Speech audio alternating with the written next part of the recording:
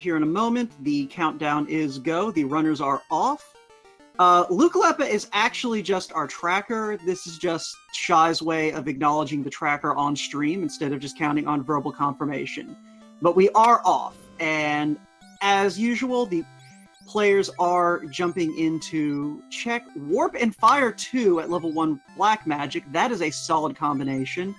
And Life, and not much else in White Magic, but that is still a strong setup. Red Mage is going to be able to learn all three of those really useful spells, and, you know, you'll get plenty of life charges off of the White Mage. So, a strong combination out the gate. That Warp in Fire 2 also is going to come in handy when we get down to the Ice Cave, which is inevitably going to happen because that's how these seeds are. But Lynn is going to go check what the inn price is, and he has just enough money to be able to stay at the inn. He is going to go ahead and take an imp fight, probably planning to check the item shop after he... Ooh, that's a nice long run there to start out.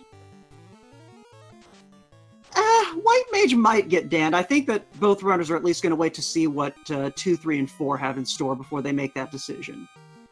And Magius making an unusual play. He's going to go ahead and go see what key item the king has. And it's going to be the canoe. So, Magius may make the oddball play and consider just going to Elfland and coming back for the princess later.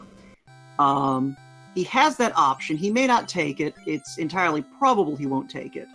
But it's a thing that he can do. Cabin's looking fairly pricey, but, you know, not prohibitively so later in the game.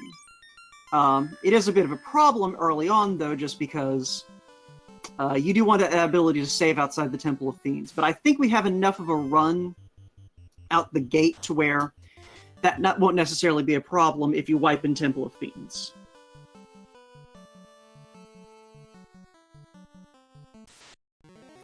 So Len is going to go ahead and head on up. And Magius is at least going to go check Dwarf Cave. Probably just curious to see if he can get anything decent out of that. He may opt to go ahead and travel south. He does have, you know, those shots of fire too, and that's going to wipe the floor with basically everything in the early game. Yeah, I think I caught the Ice 2 imps out of the corner of my eye, but that's just what imps do. They're gonna imp. Magius getting clobbered by an ogre out the gate. I guess without much in the way of armor, he's fine leaving his red mage out front for the moment.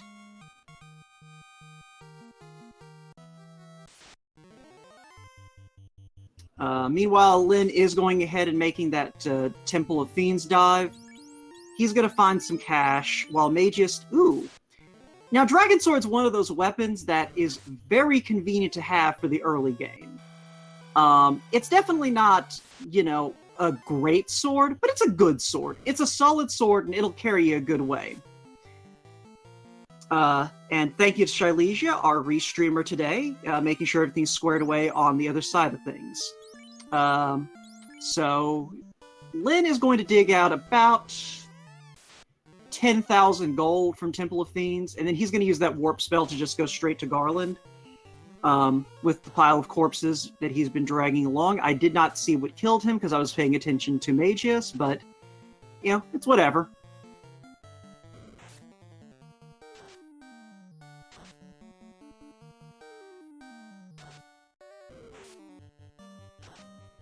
And Garland is going to give Lynn some fits just because Lynn really only has unarmed attacks at this point, but that Fire 2 shot he got off early is good enough.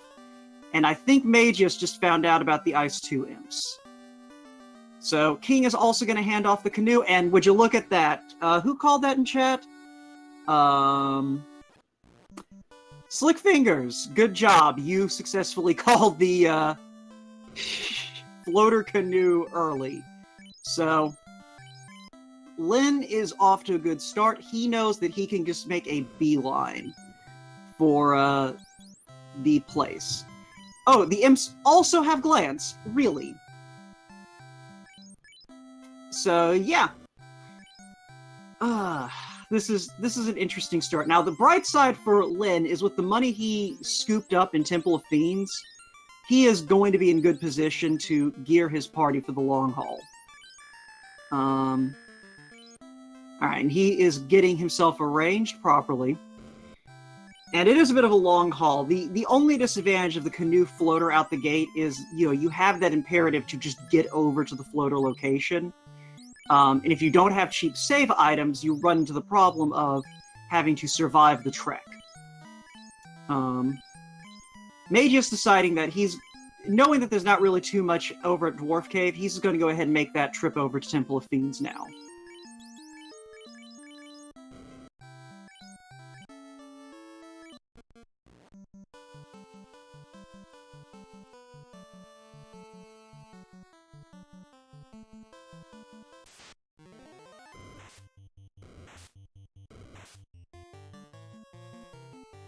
Lin will probably be happy when he gets over to Dwarf Cave and finds that dragon sword, since he had just enough money to buy one silver sword while still leaving him with the funds to kind of gear up for the trek.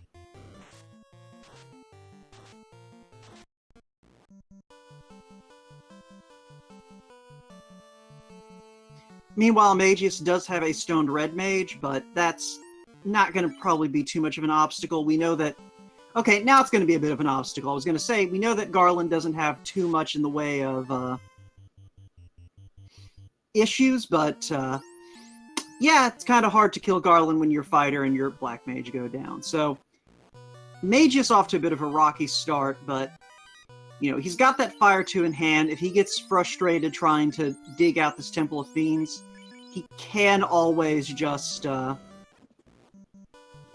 head to... grind a little bit.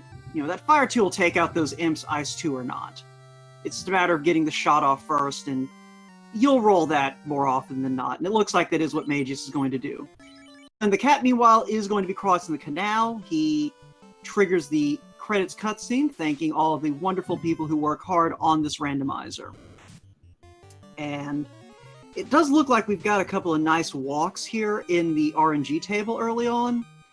So that will probably help Lin if he saves strategically. Yeah. You can see there, he's power cycling to get that long walk we saw right at the outset. And this Ogre Creep fight is not a bad one if you've got that Fire 2 handy, because you'll sweep through most of them pretty quick.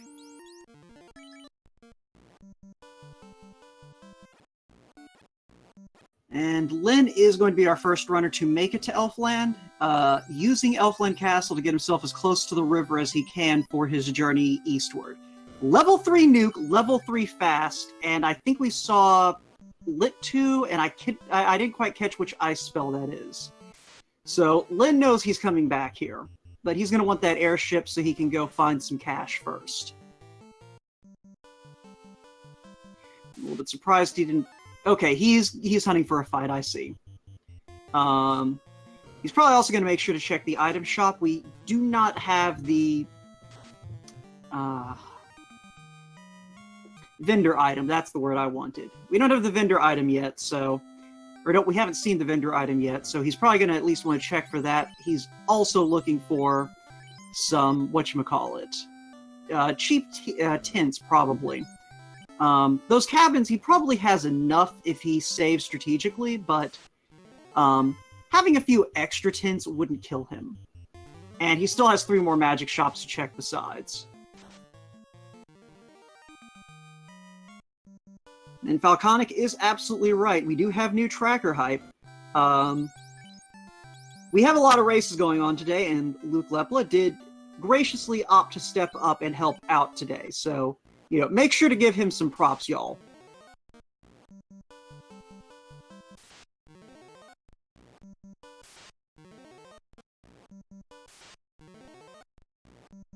Magius in a bit of a bind, though. His main offense is down, and he's only got these 1 HP punches from his mages.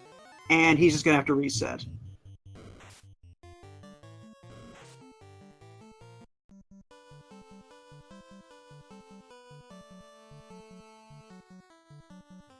And yeah, Lynn the Cat, done with his grinding, picks up Nuke and is going to be heading toward the floater location. So what we're probably going to see from him is a sweep of the free chests, probably go ahead and hit BK the Pirate on the way, hit the Circle of Sages, hit Sarda. You know, go ahead and kind of get an idea of the shape of the seed. And Lynn, where are you going?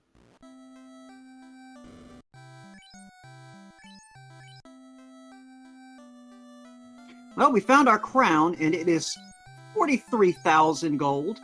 So we're probably not going to see the keychain today. Unless one of our runners just feels abundantly behind.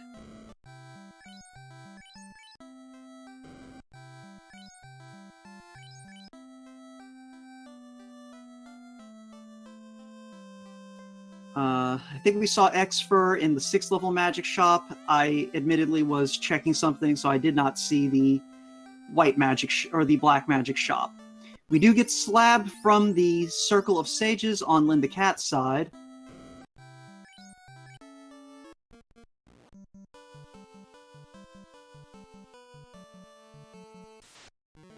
I'm really hoping that Lynn the Cat has not forgotten that he has the floater in hand already. I'm sure he knows, but it is odd that he went the southern passage, but didn't grab the floater. That is, if you do have the floater in hand, the fastest way to the floater from Elfland is to take those southern swamps, or the Swamps of Sadness. I'm positive he has the floater, because we know the princess has the floater, and Lynn's the only one who's actually cleared Garland so far. Mageius still making his way through. He has picked up a few levels at least, so he should be able to make it through Temple of Fiends, aside from that poison. Lynn getting wiped on Peds, though. That is never a good sign. Ped's one of those enemies you want to be able to just take out.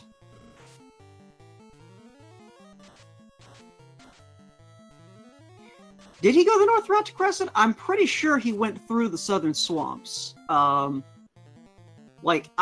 He took the river up toward Crescent, so it's a situation where, you know, things are going.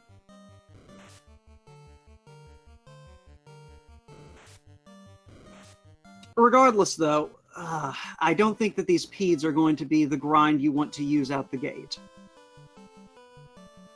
But Lynn is at least going to draw a fight, and then... Alright, he's just going to keep going through these Peds. If he can get the kill, that'll work well.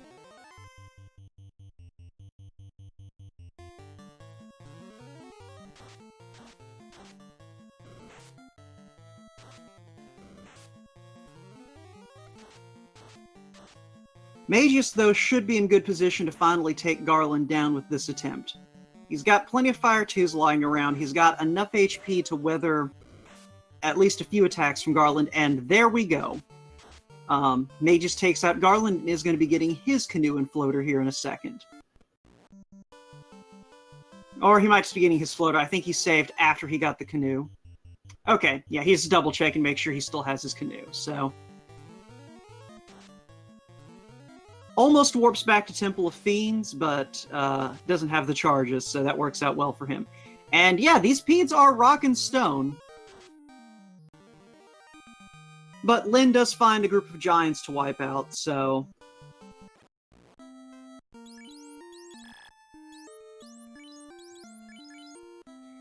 I'm gonna go revive that white mage and get his spell charges back. Meanwhile, Mageius getting his gearing up together to go deal with the long southern hike.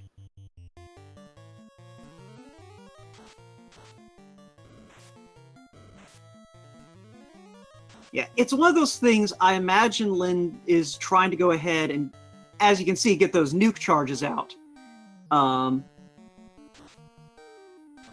Since Nuke will wipe the floor with these Peds, he just need to take a couple of fights to get the levels to cast Nuke at level 3.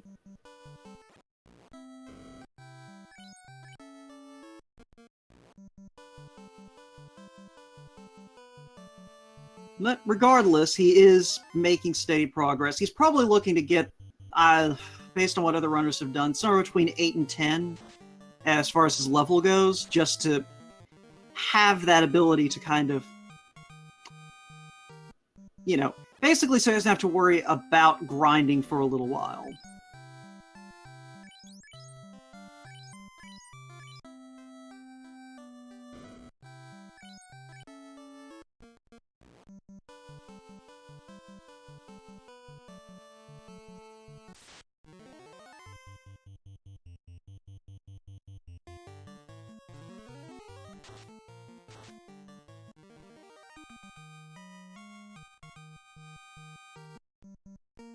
You know, he gets his level 8 on everyone who's not a white mage, so...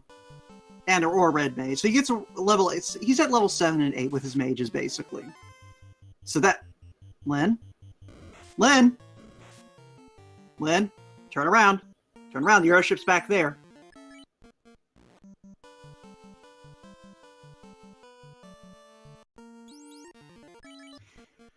I don't know what Lynn is doing. I'm going to be completely honest. I'm not entirely sure. He can see he can see the floater in his menu. I'm almost positive of that. So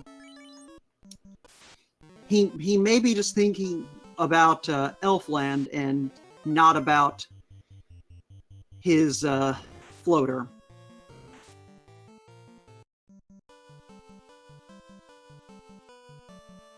Well, we'll see what Lynn's plan is here. I'm sure there's a plan, and because he's played this game enough to know that he just needs the floater.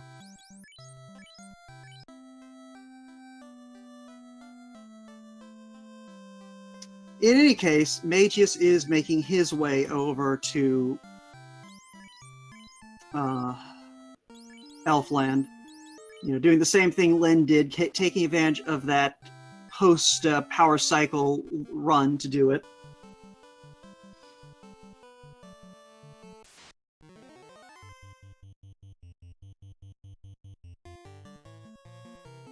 But Lynn is at least doubling back, so he should have his airship shortly.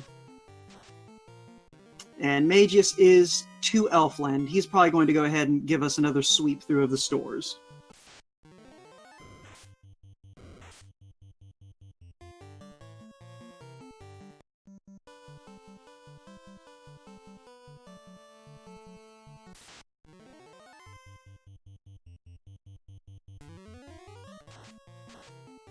So he's going to go ahead and look like pick up Ice 2.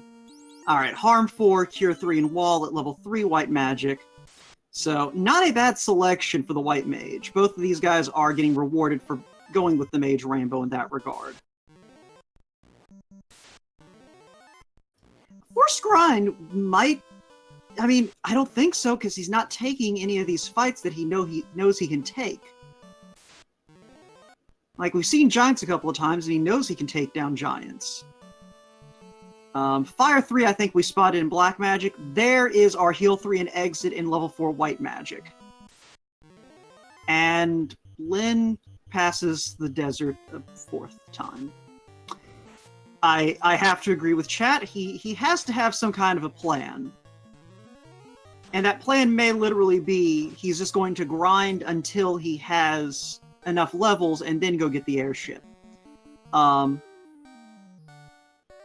I guess that is a plan. I'm not sure why he doesn't just get the airship, but I mean, he may be looking to take fights on the way to and from Elfland as well, so I assume that's got to be it.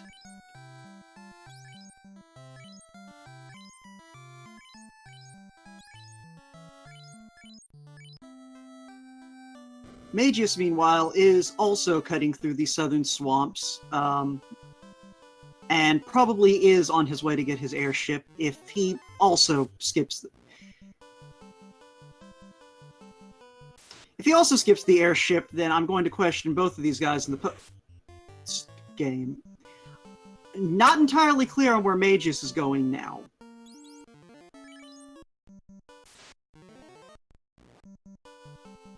Okay, he had to stop and think. He probably was trying to remember if this is the faster way to the floater. This is a part of the map that people who are familiar with Final Fantasy I probably don't even remember is here because you never have any reason to come here. Since you are usually going to route through Crescent Lake on your way to pick up the airship.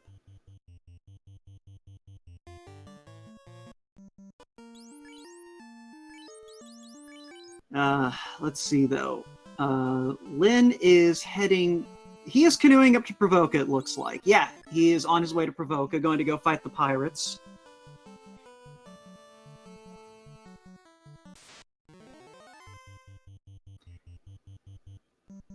And Magius is going to be the first one to get the airship.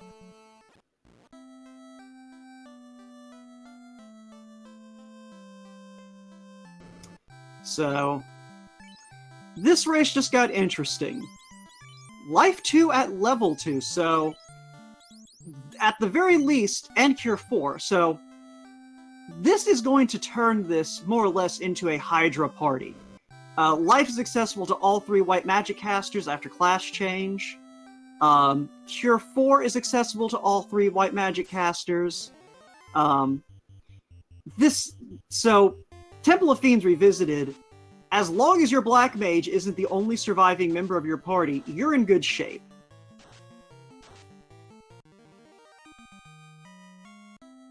Magius, meanwhile, is going to go ahead and set up his circuit, and BK the Pirate with the bottle, so that at least is sensible. Pirates selling fairies to pirates. While Sarda is going to hand over his rod. Okay, vanilla.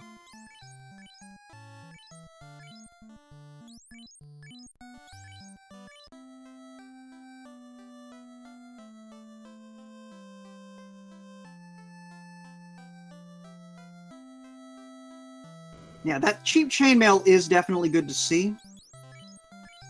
Both of our runners having gotten some issues early on with getting punched really hard in the face.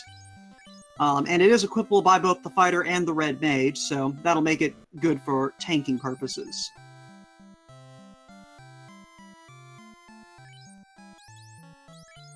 Lit 3 and my personal favorite, Quad X, at level 2 Black Magic. Quad X, for the unfamiliar, is a spell that will automatically kill any enemy who's not immune to death, as long as their HP is 300 or less. I don't think we saw much of anything over in the Titan's Cave. And do you take care, Canuck? Thank you for stepping up there. So, Magius is going to pretty much pass Lyn at this point, because he's about to make all the checks that Lyn just made, but he's flying. And this may come as a shock to some people, but flying from location to location is generally faster.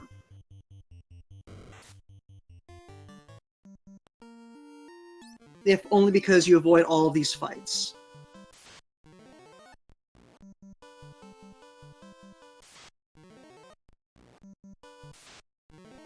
Okay, Magius is going to make a liar out of me, as is tradition. He is going to head over to the Cardia Islands, it looks like.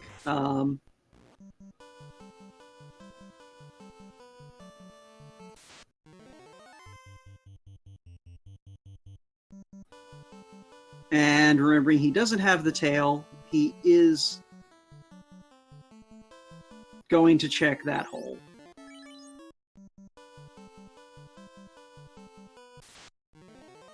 Meanwhile, Lyn is heading for the ice cave, and I'm hoping it's not because he's just not... I mean, it's an understandable mistake to not notice the floater in your inventory. You know that if you're not thinking that you have it, then you wind up in this position where you're not expecting it there, so you just don't see it. Meanwhile, Magius is going to find the Mausoleum here in the Cardia Islands, so that's going to be good for Lyn when he gets here, because that's a chest you generally do not miss.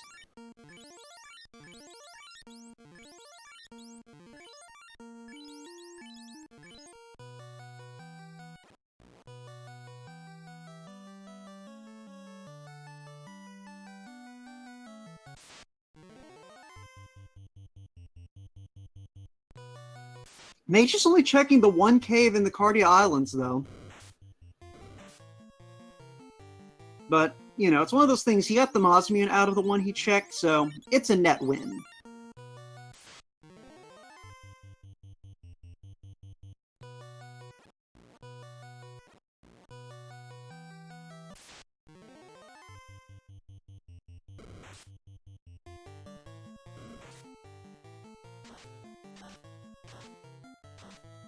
And Wraiths have Blizzard. Okay then. Welcome to Ice Cave. Population, we hate you. Fortunately, with all those shots of life in Life 2, as long as he can get away with one of his mages intact, he's fine. We did also see some cheap gold bracelets over in Gaia. I think they were selling for about 8,000 gold. So, with a mage-heavy party like both runners are running, that is a good thing to find. And Mageius does not actually have the bottle. He has not been to Provoke yet, so this is going to be a minute.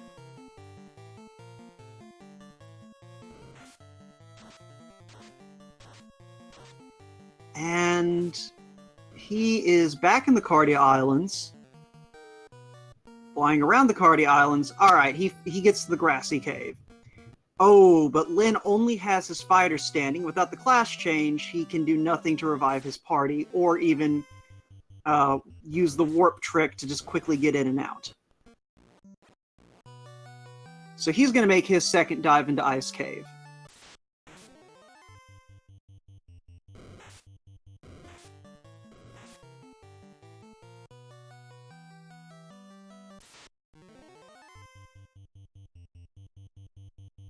Mageius opting to check the caravan location, probably trying to see if he can find more cheap saving items. Because I'm not actually sure if we've seen tents anywhere.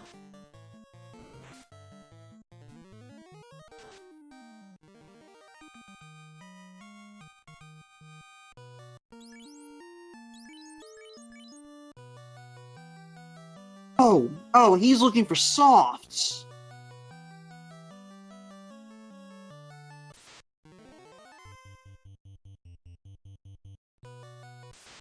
Alright, that makes a lot of sense. So, Mageius was looking for softs to fix his white mage up.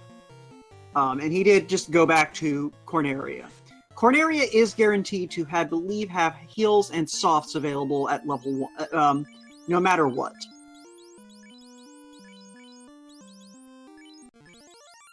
But Mageius finally making his Provoke play. He's probably going to be a little bit annoyed that he is going to get the bottle here, but he'll at least be happy to see that Life 2 at level 2.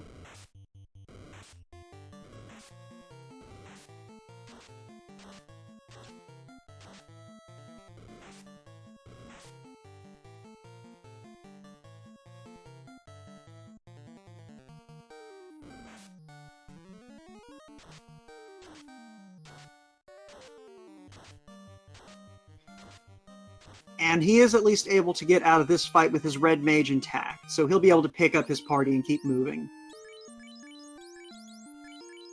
On Lyn the Cat side, I mean. And, oh, I didn't even see Invis 2 there. This is a stacked level 2, my goodness.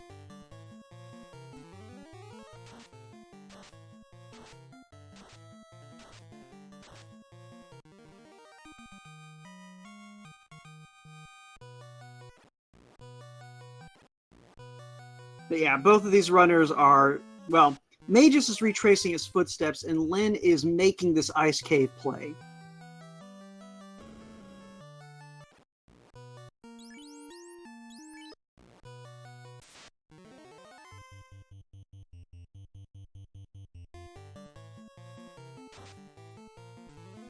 And it looks like he may be setting up an eye grind.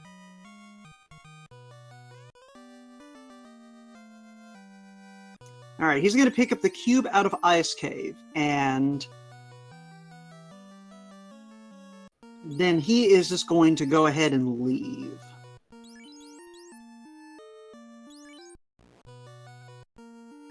Mageius, meanwhile, did pick up a decent amount of gold passing through the Cardia Isles, so he is going to go ahead and fill out his spell book for levels 3 and 4.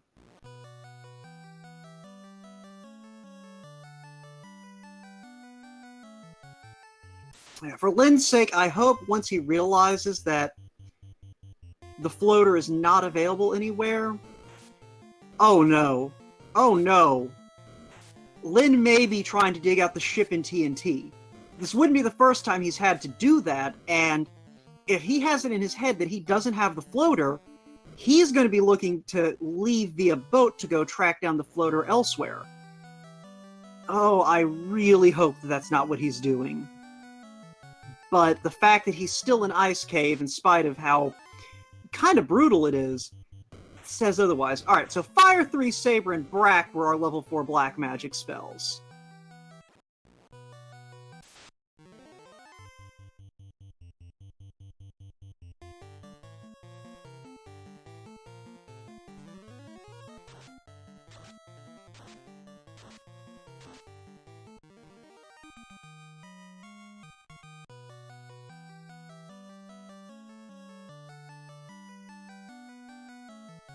So at this stage of things, I think Temper and Fade are about the only spells that we haven't seen in the bottom 4 spells, and that is solid right there.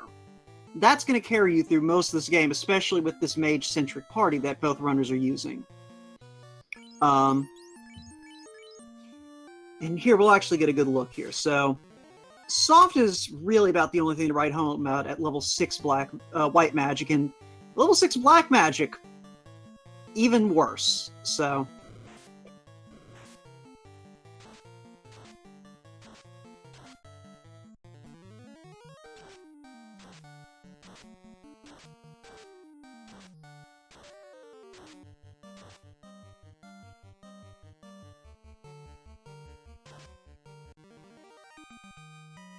Question in chat, did Lin have to restart Ice Cave?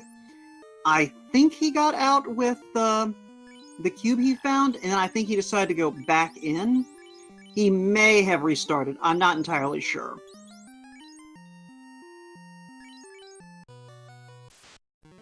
Like, I can only assume he's about to start digging chests, because he knows at this point that all the incentive items are on NPCs.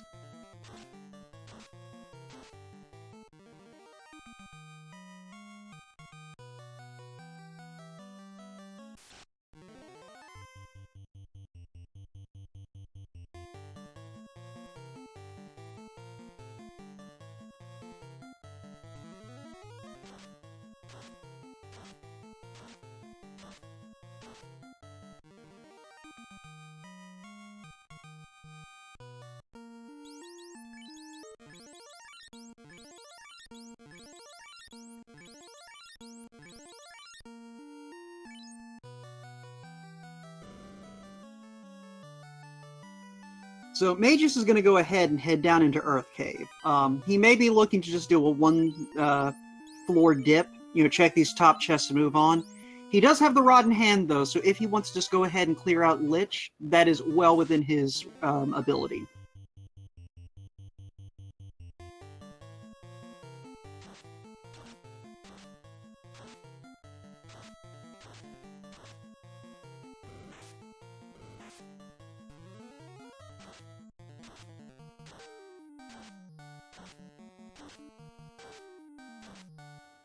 And he is going to be rewarded with an adamant there here in Earth Cave. That is a strong pickup, especially with this fighter. If he can track down the tail, which he should at this point be able to determine is held by... Let's see. Yeah, it's going to be in the hands of either the robot or the chest in Castle of Ordeals. I believe all the incentive spots have been checked at this point.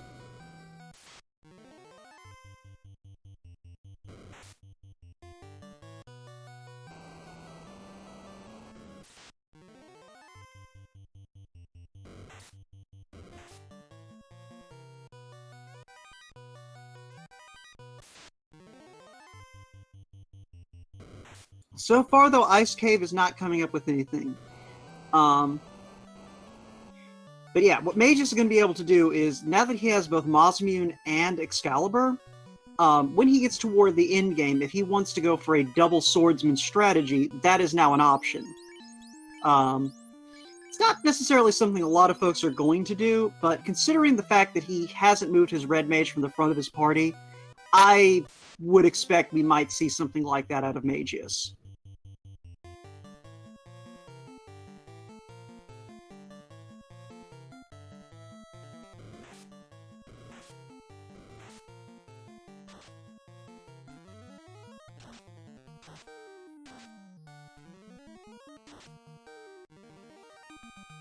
The Frost Wolves appear to be unrunnable this seed, so fortunately that's not going to be a problem when we get to Temple of Fiends Revisited.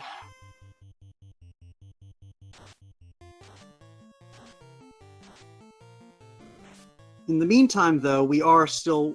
Oh, Lyn barely gets away, but all he has is a Black Mage, and he is going to need a hero run.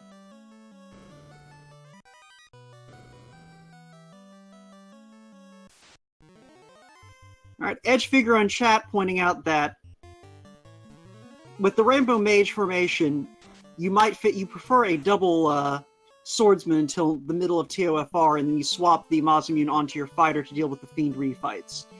That is another way of handling it. I tend to favor, a more conservative approach, where I've got something on a couple of characters that can take care of fights in a pinch. But I also don't speedrun this game, so what do I know? Listen to Edge, folks. He knows what he's talking about.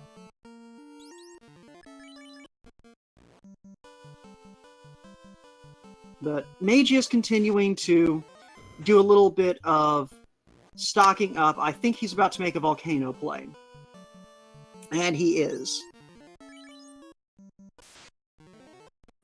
So he went ahead and dipped out of the Earth floor, or the Earth cave. We'll see if he goes ahead and clears out the Volcano. Owing to the relatively lower encounter rate Volcano tends to offer, I would assume that he'll go ahead and do this, just because with the weapons he's got at this point, he should be able to just clear through this.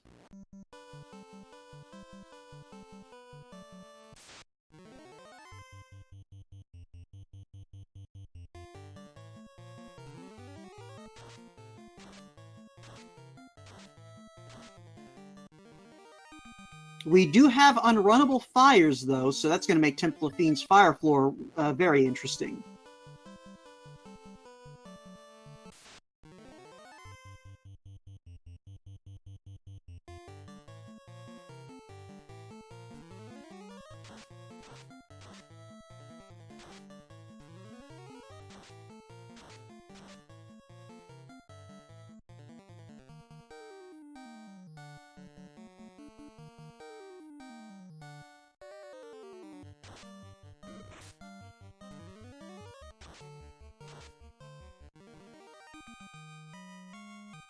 I do not believe Mageius has bought the crown yet. He hasn't had nearly enough money at any point.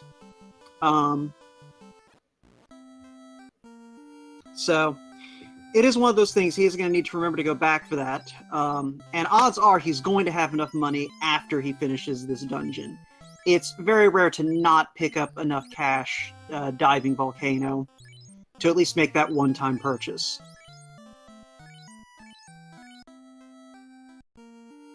He does pick up some flame armor. That is going to be nice pretty much until the end game.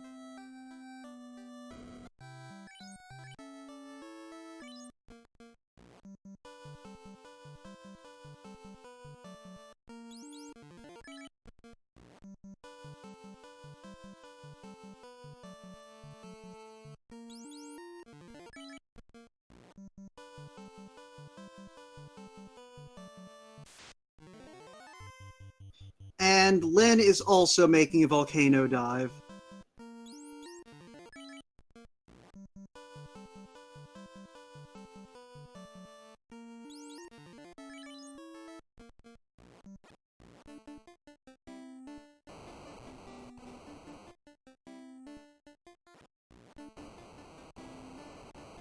Question chat, where was the slab? The slab, I believe, was held by the Circle of Sages.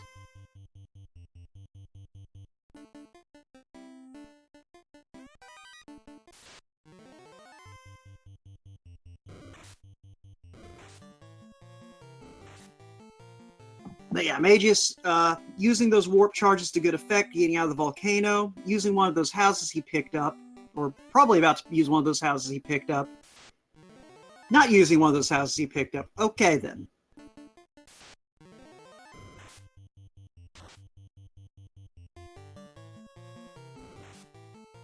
Looks like he may be trying to do a little bit of grinding here on the top floor of Volcano.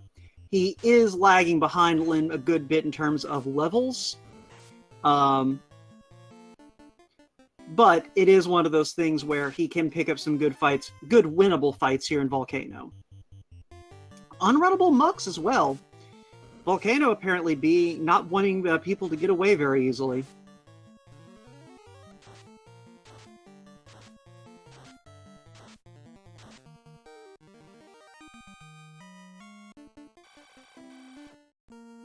Fortunately, both runners have ready access to the nuke spell, so all these unrunnable fights are not the worst thing.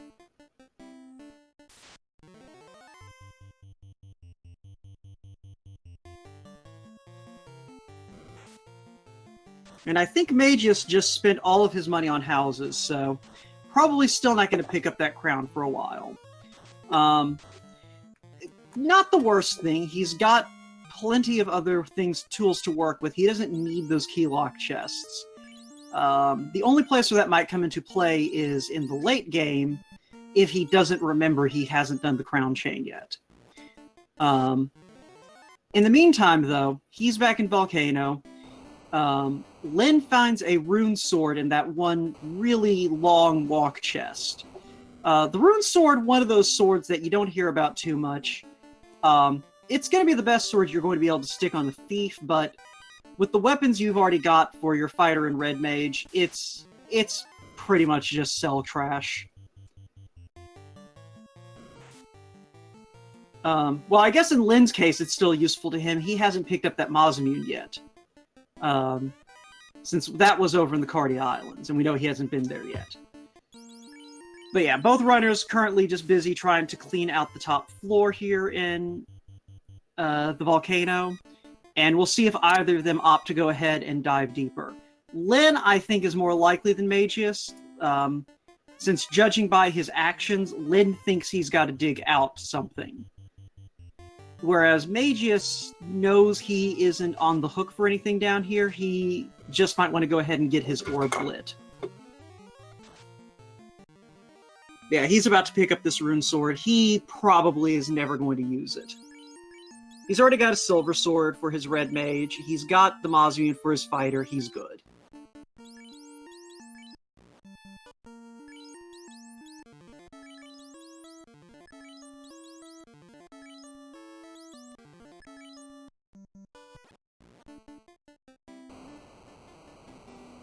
Alright, and Lynn is heading back down. I expect this is going to be a dive down to the lower floors of the volcano. Yep.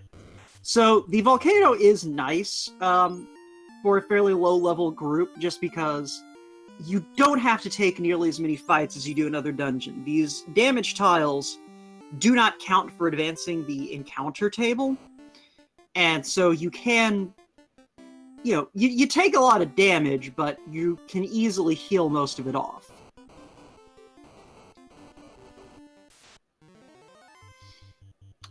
We can only hope that he has noticed the floater addressing Hash Bandicoot in chat. That pause there does make me think it may have finally dawned on him. He is probably still going to go ahead and clear this dungeon out because he can.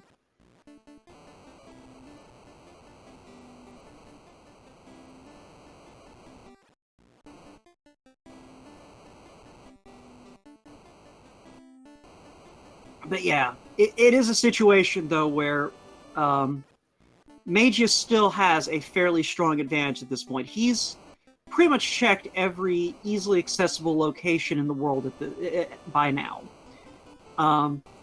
Lynn go-moding the rest of Volcano. He knows. He has figured out he has the floater. He's just going to go ahead, get his carry kill, and then get on out of here.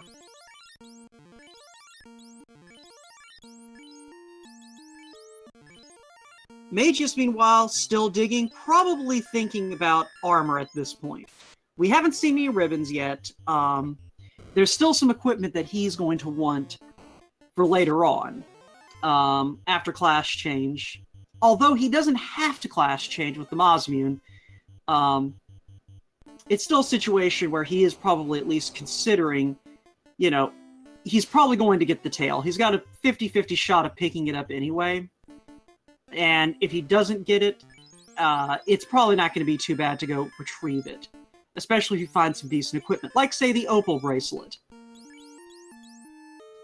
But regardless, Lynn is going to be the first one to go challenge Carrie. So we're going to see how this shakes out. Both runners, though, taking very good advantage of all of those life charges they have.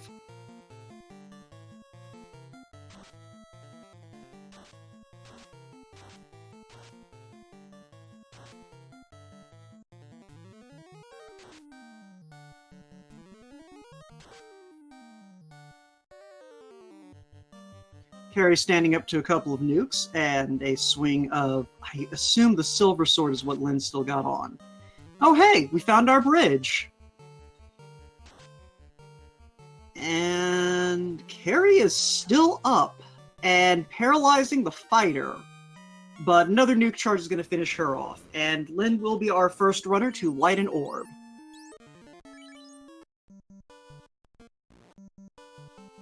So considering his go-moding of the volcano, he is almost certainly on his way to turn in his floater.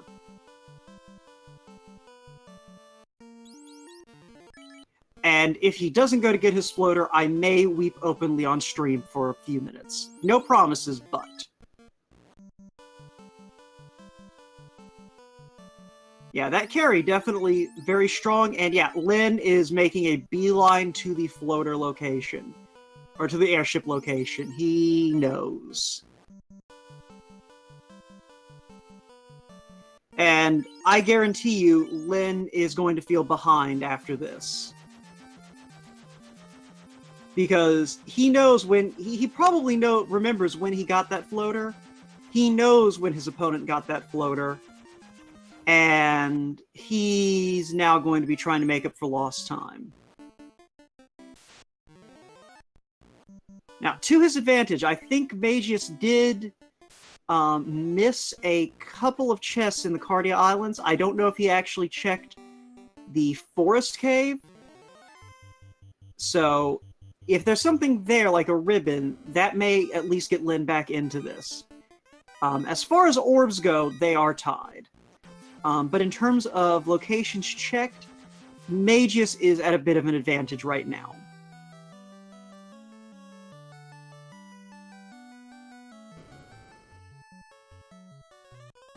Alright, we're going to get a look at our Agmas here. I don't know if Magius is thinking about setting up a grind, but he may at least think about farming a level or two off if he's close.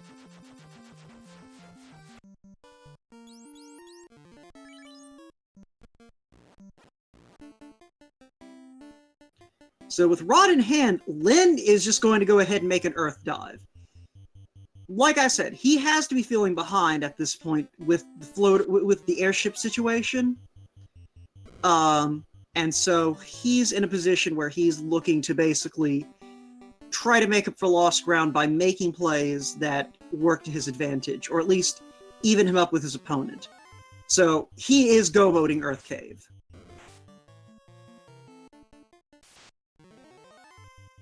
Falconic in chat asking, how's the seed so far? Overall, I'd say this is a pretty good seed. We have life at level 1 and life 2 at level 2. We got Canoe and Floater off the Canarian Royal Family, Bottle from the Pirates, Slab from the Sages. Rod was in his vanilla location. The Cube is an Ice Cave, so we know the loot and the tail are in Ordeals and or Waterfall. Crown is the vendor item, and it's at about 48k, so both well, 43k, that's right. So both runners are still not doing any of that, but we have found the Mausoleum in the Cardia Islands, and Magius dug the adamant out of the top floor of Earth Cave. Really the biggest difference right now is Lynn the Cat forgot he had the floater for about 20 minutes. And so he made the moves necessary to keep even with Magius in terms of progression. But Magius basically had the opportunity to check a lot of locations that Lynn is possibly going to skip because he feels behind. The wizard staff out of the vampire chest may work out in getting that crown picked up, though, because the wizard staff tends to sell for a decent amount of money. Mageius, meanwhile, has decided he's going to grind some agamas. I'm not sure how high he's going to take it.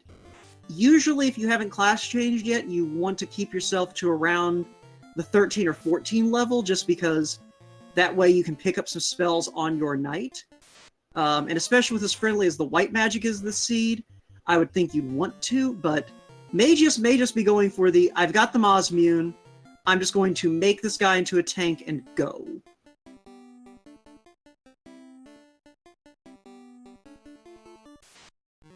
But yeah, meanwhile, Lyn is continuing to just fly through the Earth Cave. I will be surprised if he even checks chests in Mirage Tower at this point, because he's got to be feeling like, you know, he has to run or he's doomed. For his sake, though, I do hope he stops to check the Cardia chests, because,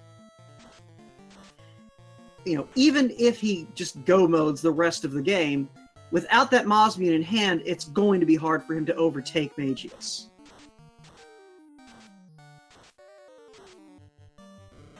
But we do also see damage poison coming out against Lyn, but he manages to nuke away his troubles and get his party back on their feet.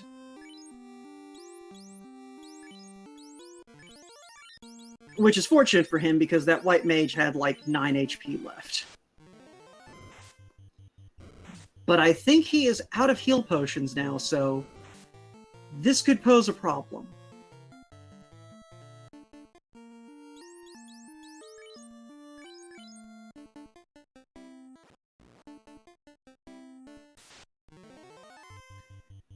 Regardless, he has made it down to Lich floor, so he is just going to try and run from everything and get to Lich, probably drain the rest of his healing fighting Lich, and then go restock with his ill-gotten gains. He does look like he's got enough to buy the crown, too, so I don't know if we're going to see any crown lock, key lock chest checks, because, again, I can't help watching Lyn just run through Earth Cave think that he feels so behind he doesn't have the luxury of checking chests at this point.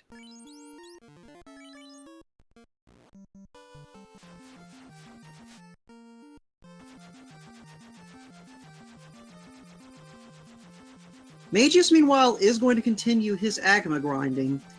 I am not sure how high he's going to take it, or if he's going to get any of his party members killed off at this point. But yeah, Lyn is heading straight back to Crescent Lake. He is probably about to go buy that crown.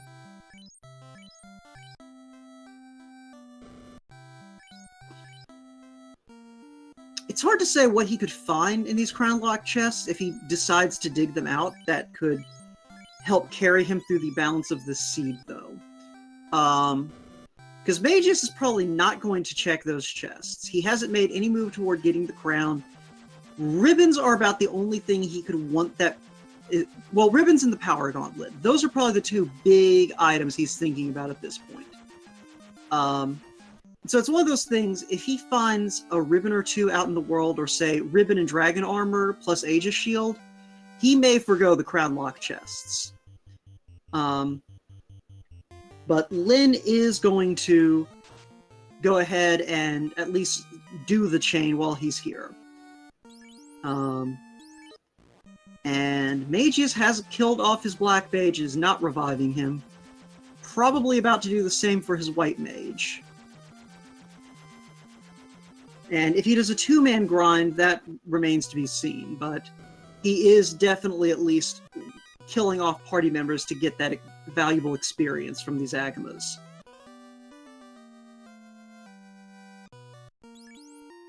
But he's already up to level 16 with this party. I'm not sure how much more he feels the need to go up for.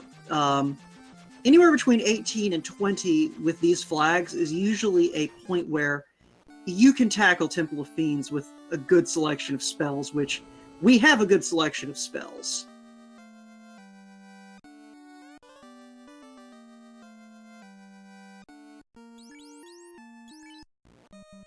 But Lynn the Cat does get his key, and he is going to go back and at least check Elfland's treasury. We'll see where else he decides to go. Elfland is generally pretty much free once you have the key. And if you're still looking for stuff, it's not a bad place to check. And that is a flame sword. That is something Lynn's probably going to be happy to see. Observation chat, no need to do waterfall or ordeals. That is incorrect. The loot is still outstanding, and he is going to need that to dive Temple of Fiends. I believe the breakpoint for a fighter for an extra Maza hit is in the low 20s, but someone who knows better, I'm sure, will be able to correct me. So far, not a lot for Lynn. He finds a heal staff in Corneria's treasury.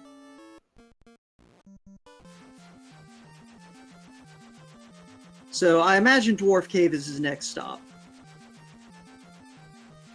Yeah, there we go. And then he is probably going to go ahead and hit Northwest Castle since he's right here. It's either 21 or 22 for getting an extra hit out of the Masamune on a fighter.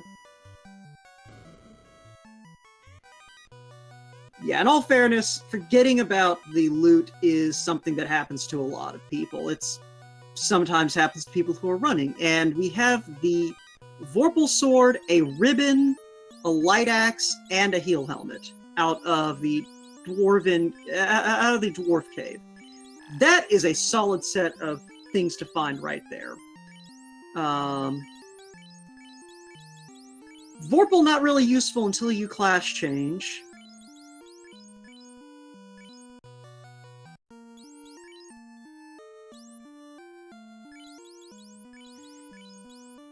Yeah. Yeah, it's definitely not a horrible play on Mageius' part doing this grind. It's just a play you're not seeing a lot in this tournament just because you cede a lot of time to do it. You know, it is a trade-off. The advantage is with a Masamune and Fighter, you don't have to go nearly as far as if you were, say, trying to use a black belt strategy with these flags. And so it does at least help Mageius out somewhat in that regard. So Lynn is at least finally out of the southern continent, and he's going to go ahead and pick up his translation of the slab. Now, because of his ice cave dive, Lynn does already have the ability to go to Sky Castle / Mirage Tower if he so chooses. He's sitting around level 13, I want to say, so it's not necessarily an easy play, but if he's willing to do a little bit of digging around there, the experience he'll pick up will, you know, get him up to a good level pretty quickly.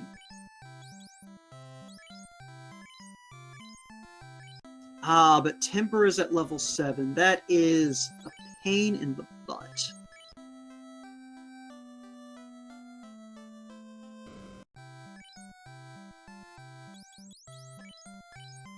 So both these runners then are probably hoping they're going to come across the power gauntlet somewhere along the line, because it's looking like their ability to self-buff is a little bit out of reach. But that does at least play more toward Mageius' strategy, since that leveled fighter is going to need buffing a lot less than, say, you know, a fighter sitting around level 18 or 19.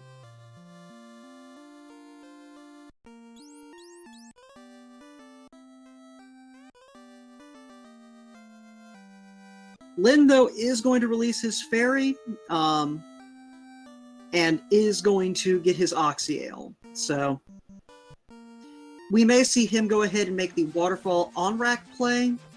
He knows he still needs a key item, and Waterfall is a little more accessible than Castle Ordeals. So if the loot is here, then, you know, he knows that if he can skip the tail, he knows where the tail is. And yeah, that is exactly what he's doing. He's going to head up to Waterfall and do what he can. And Magius, I'm thinking, is done grinding, or at least he is going ahead and healing up his red mage. Nope, he's going to keep going, so... We'll continue to focus on Lyn as Magius continues to stack levels on his fighter and red mage.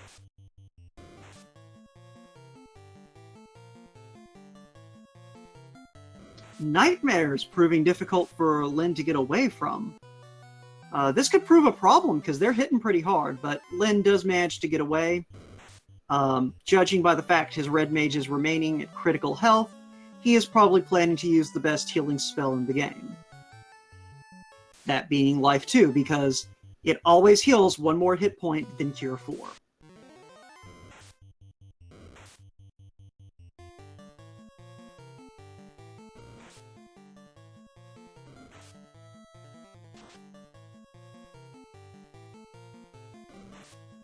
But yeah, so we've got Lyn heading through the waterfall. We have Magius continuing to grind here in Volcano. He does bring his 2 mages back online, so he may be done grinding now.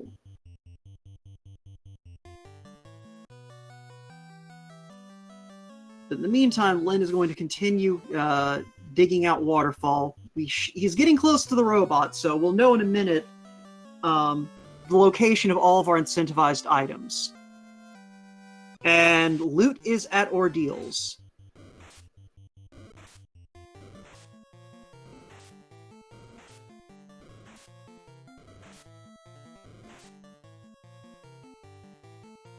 Alright, Magius is done with his grind. He should have no problem punching through Carry.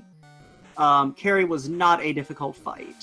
Well, it was a challenging fight for Lyn, but with the gear he's got and the levels he's got, Magius is going to rip her to shreds.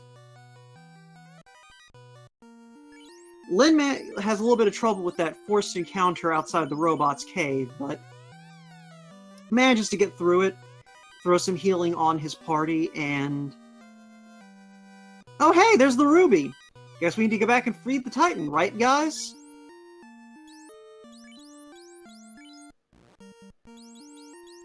That was a joke. Y'all can laugh now. But yeah, so Lyn gets the tail out. Given his situation, he does not have the Mosmune yet. We're probably going to see him do the class change. Just because he might feel like he needs it. He has the Vorpal Sword, so he needs that class change to be able to use it, and that's the only in-game weapon he has right now. Question in chat, is the Titan a form of validation chest? No, the Titan is a form of goodwill and charity toward those who are less fortunate than us, and also can only subsist on precious gems.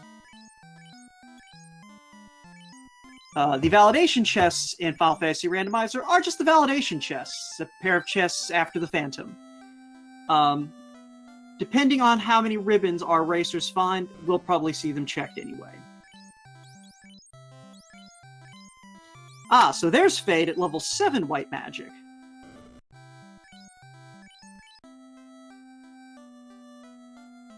So... again, it's a situation you're not really going to be able to take advantage of spells at level 7, generally speaking. Just because you need to get, I believe, level 20 on your mages before you can use one and class change them to have access to most of those spells, so, you know, it's a thing. So, we've seen Lyn go mode the bottom half of Volcano and all of Earth Cave. Question is he going to make a beeline for Kraken, or is he going to stop and smell the mermaids because he's still missing out on some stuff? Either way, Magius has finally lit his fire orb, and we'll see where he goes from here.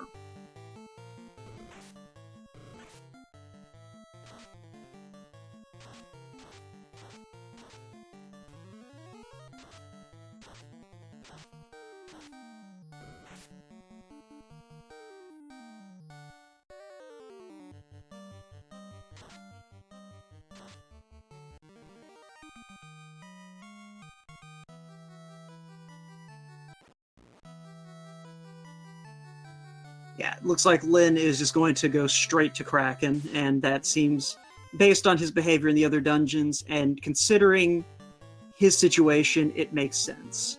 He does at least have Lit 3 to throw around, so nothing down here should really give him any trouble.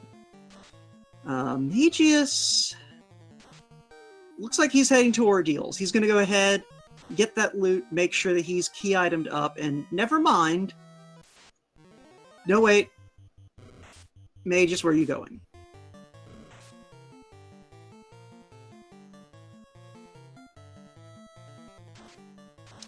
Alright, well, Mageius figures out where he's going next. Lin is running into sleep ghosts. And ghosts are the opposite of your friend. Even in vanilla, they hit like trucks, and when they make it harder for you to clear them out, it just makes the situation worse. Mageius is going to be able to pick up pro rings and gold bracelets here, though, so his party will be pretty much set for defense.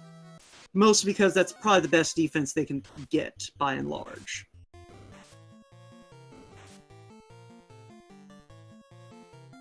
And Lin's going to run into another pack of ghosts who are going to just drop his red mage. But he is going to fire back with a nuke and clean them out.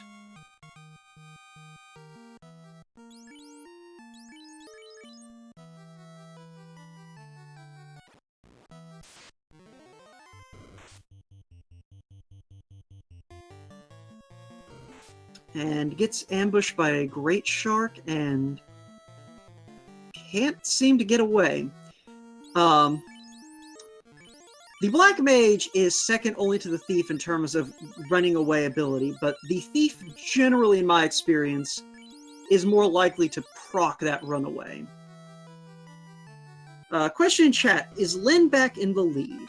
That is honestly hard to say.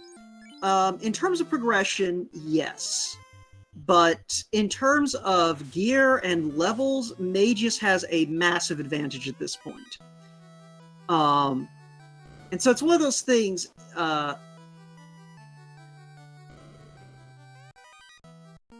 in terms of what he's going to be able to...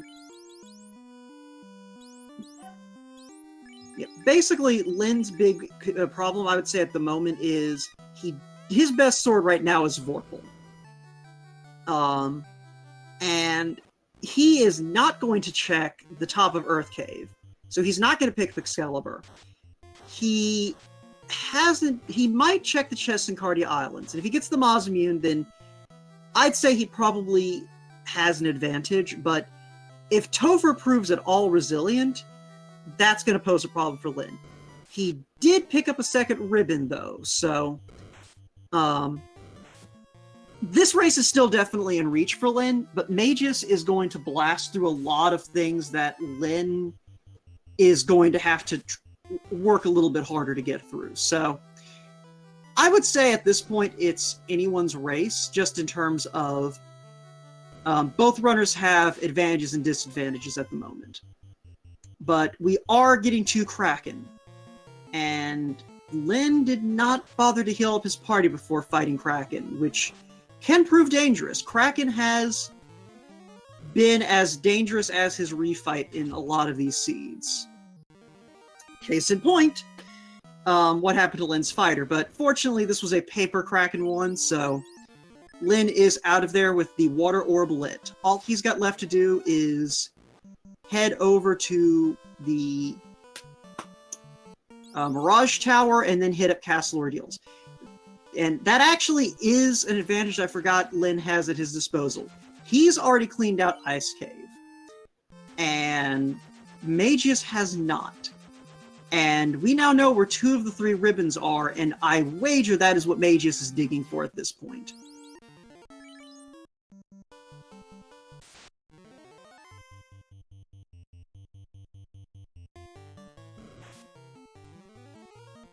But regardless, we have Lin deciding that he wants a little bit of a steak dinner.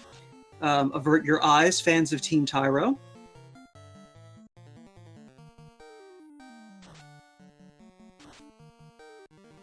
Meanwhile, Mage is continuing to dig out chests in the Earth Cave. I mean, that Ice Sword's going to be nice for his red mage, but...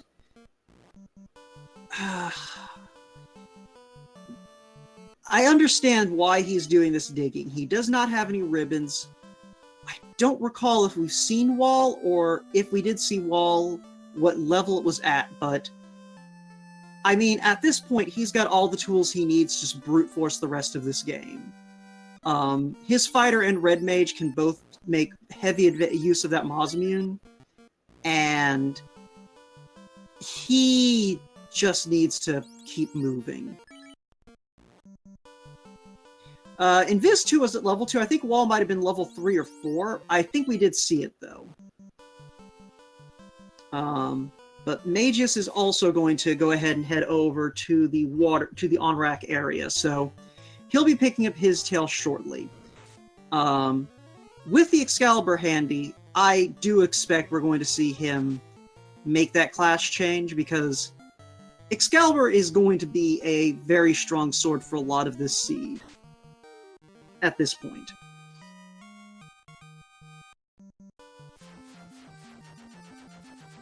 But Lyn has his chime in hand. He is heading straight into Mirage.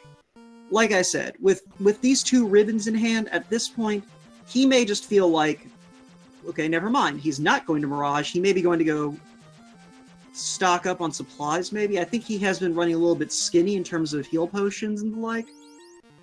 Okay, no, he is going to go check the Cardia Islands. So he's going to get his Mozamune, and with the two ribbons, that may be enough to put Lyn in go mode. Like, he may not bother checking anything running through Mirage and Sky.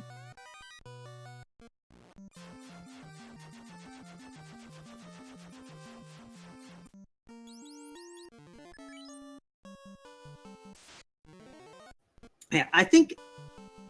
Yeah, it's one of those things where the biggest disadvantage Lyn has right now is he's going so fast that if Temple of Fiends Revisited is throwing up any kind of resistance, he's going to have to stop and grind. Which, his grind will be faster just because he will have access to Temple of Fiends Revisited, which is an excellent spot to do that grind. But it is still definitely a risk he's taking. In that he's going to have to play catch-up if that happens. Whereas Magius, once he gets the Temple of Fiends Revisited, he's got the levels to clear it. The only question is if he's going to pick up enough ribbons on the way there.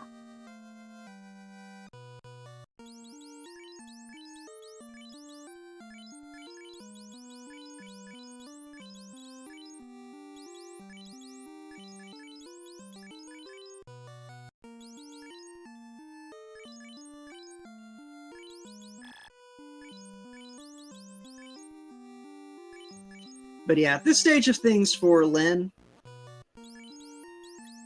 he's got plenty of firepower. And he's got plenty of defense. So the only question is if he's got the levels necessary to deal with a TOFR that's brutal.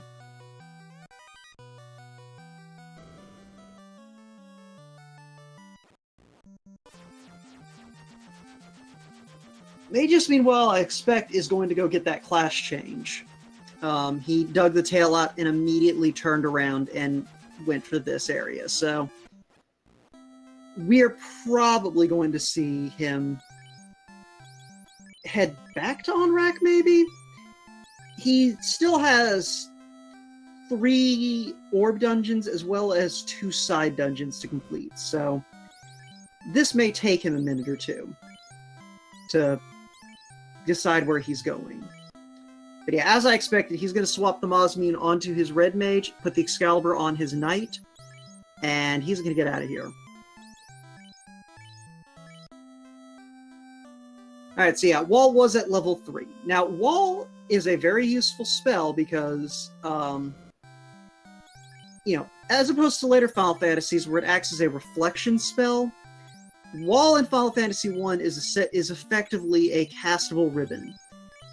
It's not ideal because if an enemy first rounds you, you don't have time to set up to hit to ribbon them down. But if you can get that wall out there, you don't need to worry as much about the ribbon. So, like I said, we'll see how things shake out for our two runners from here.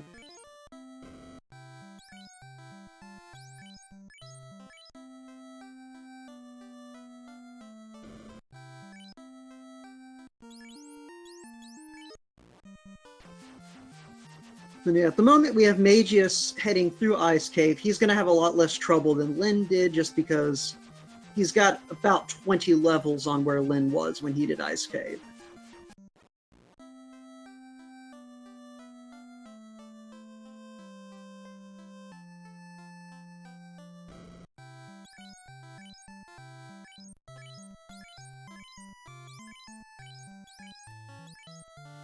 Question chat, Lyn did grab the Mazda, as you can see on his screen. He basically saved the Cardia Islands for when he got the tail, and with Mazda and Vorpal in hand, he has the weapons he's going to want for this end game. Really, I think at this point, the biggest hurdle is he does not have a lot of Absorb for his fighter. And that could come back to bite him if, you know, we have a Kraken 2 that is a Kraken 2.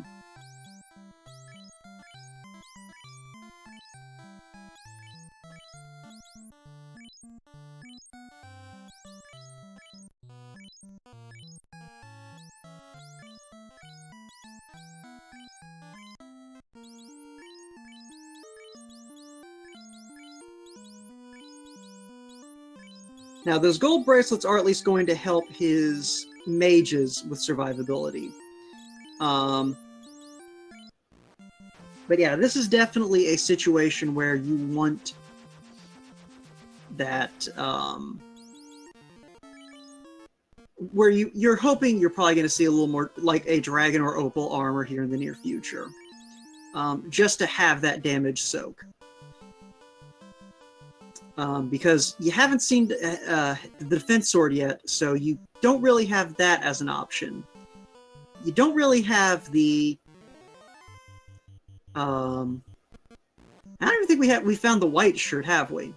So, all we really have right now is Invis 2, which is sharing spell charges with Life 2, and I think one of the cure spells? So... you don't really want to use Invis 2 if you don't have... yeah, Cure 4. So, it's a situation where you don't... you want to have that extra Absorb because you're not getting a lot of Evade. Plus, Evade's just nice because it's better to be out of the way of the fist about to hit your face than standing there proudly. Meanwhile, though, Lyn is going to start digging through this pillar maze. With all the charges of warp he's got, though, this should not be too big a problem.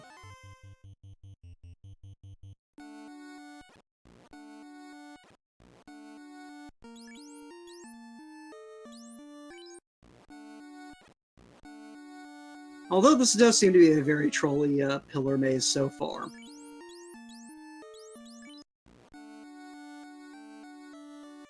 Yeah, he's got enough spell charges, and he's done all of the fork paths so far. He should have it here in a minute. Unless he does this.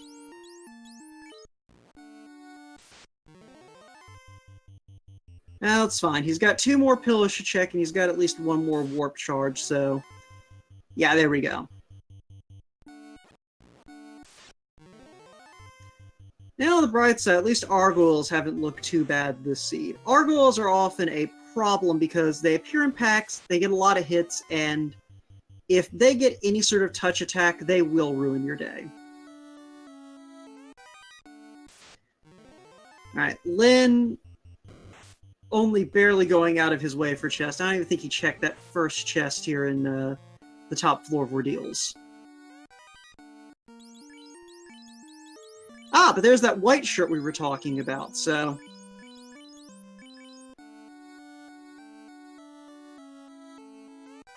that's going to come in handy for Lyn.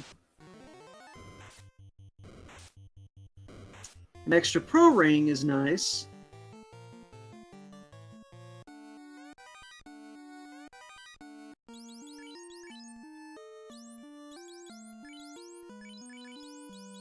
But yeah, it doesn't look like Ordeals had too much in the way of excitement. So he's going to grab his loot. He's going to take out these zombie dragons. Or he might just exit. I think he does have... yeah, he's just going to exit. Throw up a cabin, and he is on his way. So at this point, like I said, I'll be shocked if Len checks anything here in the air dungeon. But he's probably just going to get up and go.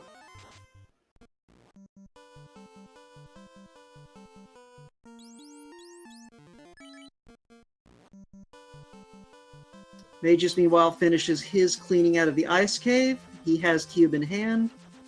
So at this point, the only place he still needs to go is Ordeals. And I can't imagine he's going to have a much easier time than Len did. That seemed like a pretty bad maze, all things considered. His biggest advantage is there's not a whole lot in Ordeals that can threaten him with the levels he's rocking.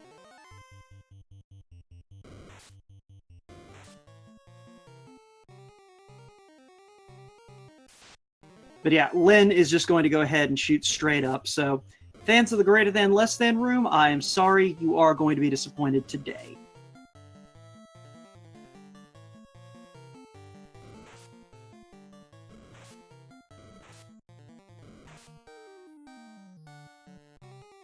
But Mageius does at least make sure that his knight has, you know, those life 2 charges.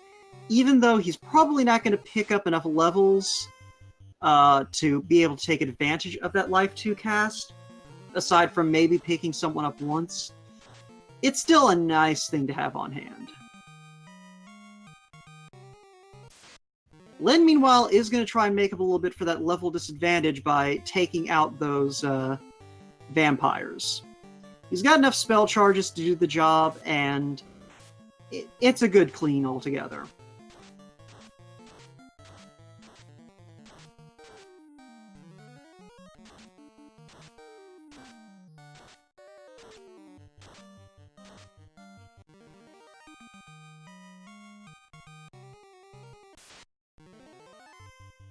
Mageius finally picking up his crown, so we'll see if he decides to do his crown, to do the actual crown checks, or if he's just going to pack up and go.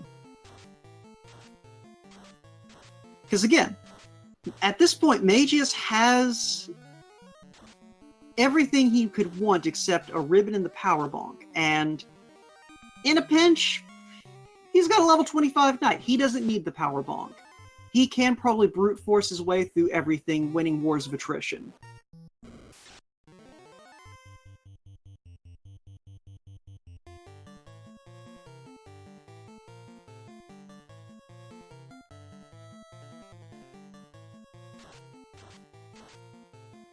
Okay, and Fast was at level 3 black magic. I didn't notice that. Yeah, no, like, if Mageius gets that ribbon out of Dwarf Cave, he is in full go mode.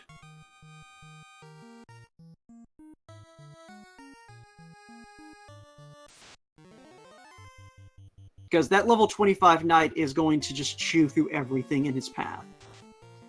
Len, meanwhile, is making steady progress through the Sky Castle.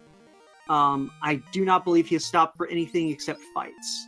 And that's only to get the experience he needs to, you know, tear through Temple of Fiends Revisit if it proves particularly nasty.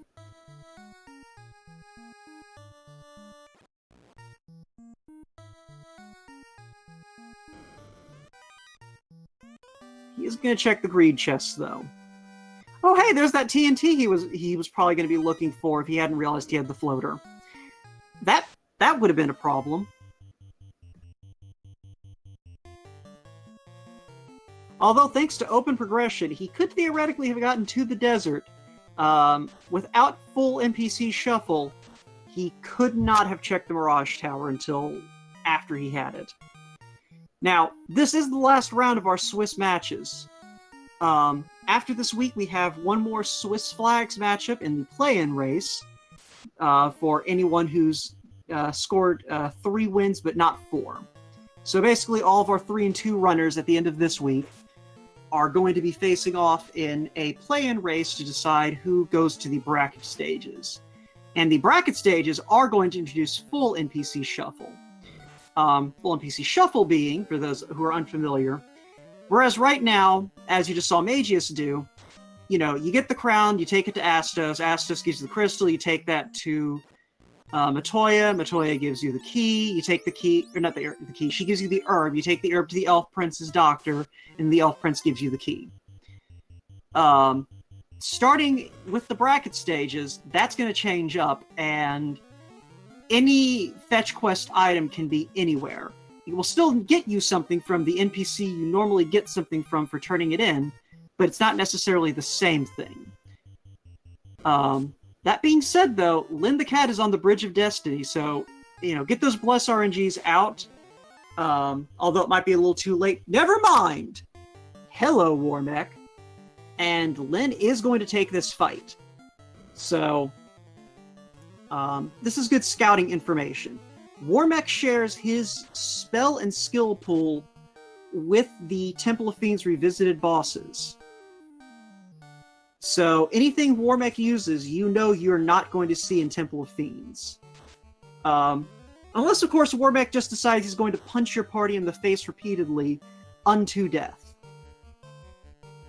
In which case, you're probably not seeing that in... Well, I mean, you're going to see that in Temple of Fiends as well. Magius does find the Vorpal and the Ribbon. So, at this point, he has a few decisions to make.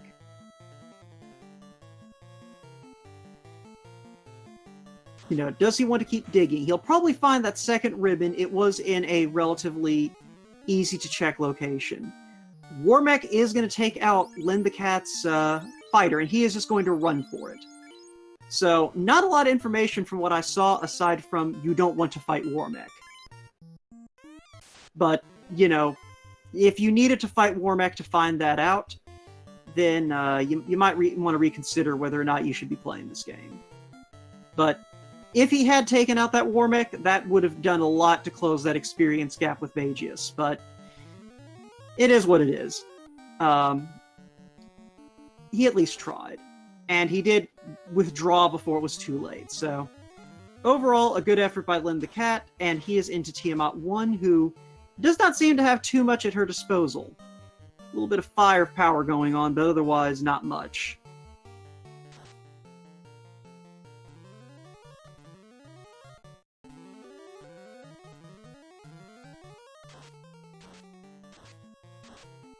Meanwhile, Magius looks like he has wrapped up his checks of the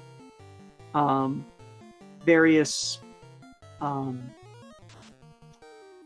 keylock chests, so he is now trying to decide which orb dungeon to clear next.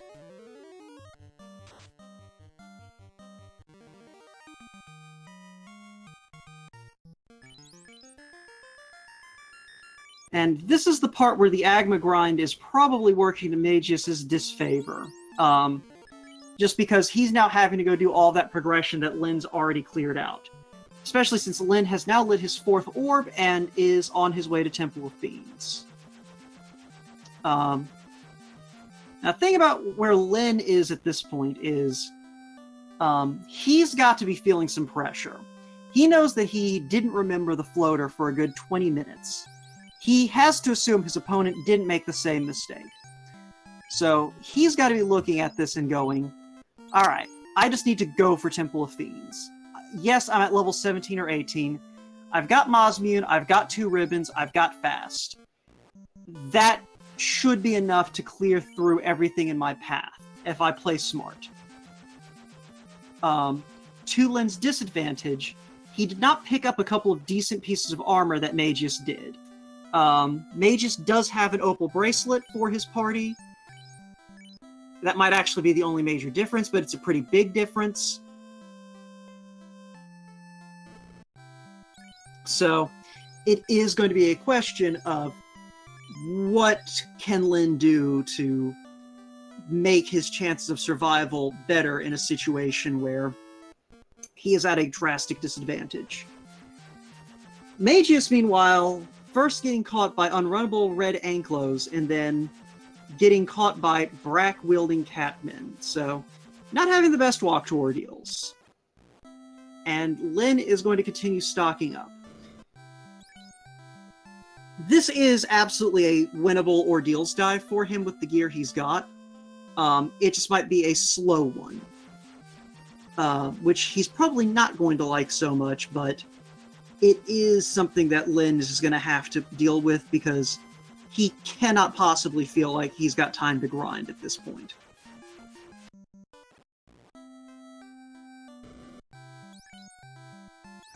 But if it turns out that this TOFR is a bit rougher than Lyn is expecting, that could give Mageius time to catch up. Once he has this loot in hand, all he's got to do is clear 4 orb dungeons, and if he doesn't stop to check many chests, you know, he's maybe 15 minutes behind Lyn getting into Temple of Fiends Revisited, but in a much stronger position in terms of being able to clear it in one go.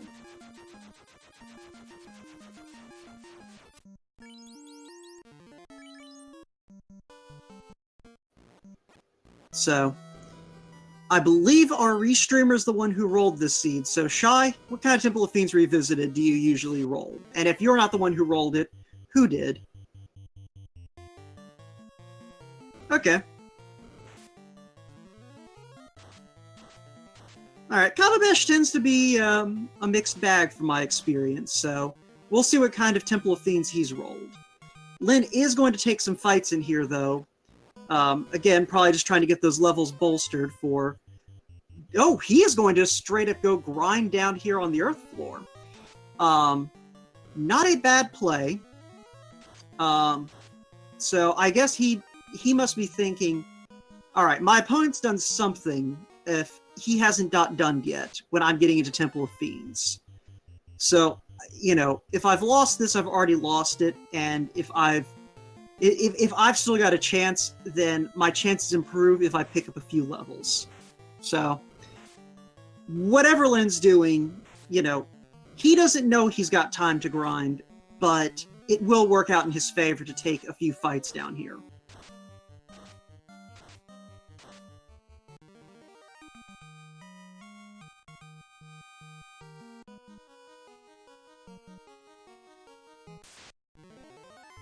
Mageius, meanwhile, goes ahead, steps into the Zombie D spike tile, remembers he's got exits out. Doesn't even bother saving. There's nothing around here that can really threaten him at this point. Except maybe red anklos, but they're not in this zone. So nothing around here can threaten him. Oh wait, I forgot about the Brackmen.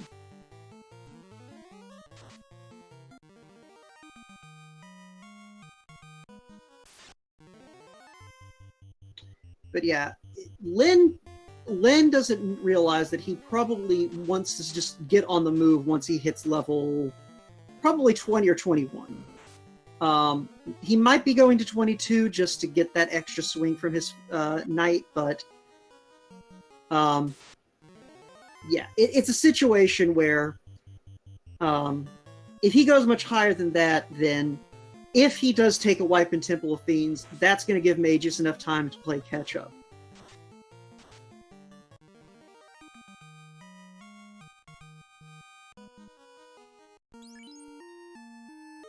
Either way, yeah, it looks like Lyn okay, he's still circling. He just is going counterclockwise instead of clockwise. He's just opting to take this red anklo fight.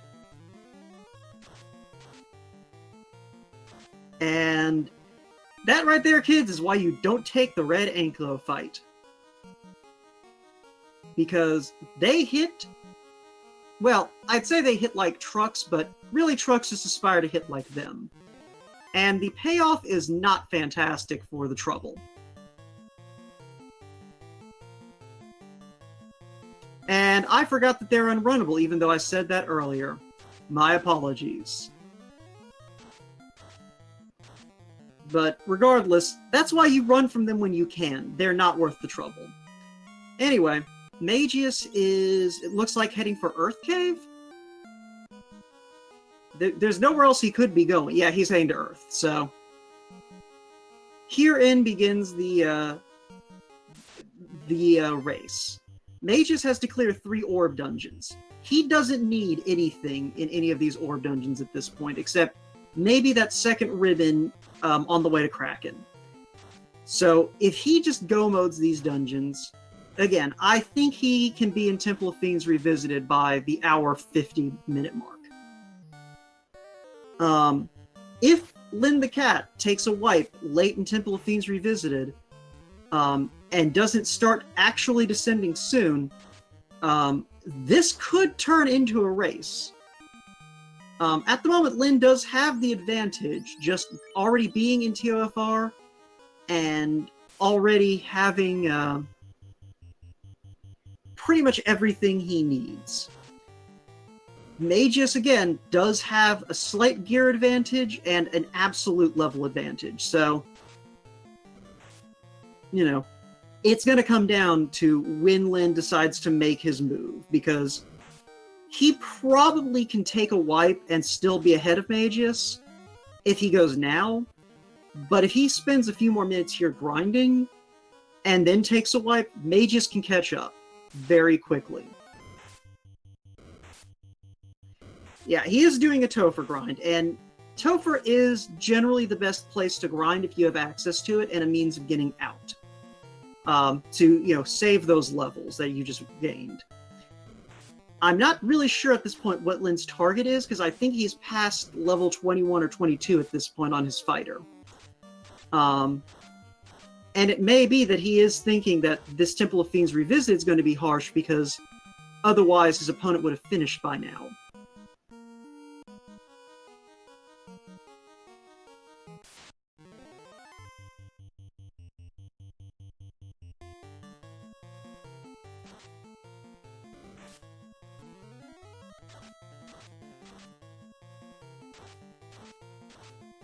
So anyway, say hi to the vampire and say bye to the vampire as Magius clears him out. Gets his wizard staff, yay, and continues on his way down to Lich. The other thing that's probably going to work in Magius' favor, I don't recall seeing a lot of unrunnable fights going through the Fiend dungeons. So, you know, he probably, if he does go mode everything the way Lynn did, which it is definitely... No, wait, he is going to go check these chests up here. No, wait, he's not. Okay, yeah, he realizes, or he's... Let me start the sentence over. He is realizing that he probably is in a good enough position that he doesn't need to waste time checking those chests up there, dealing with the bats that can get in his way, possibly taking a couple extra fights he doesn't need to, getting damage poisoned by giants anyway. He's got enough life spells, he's fine.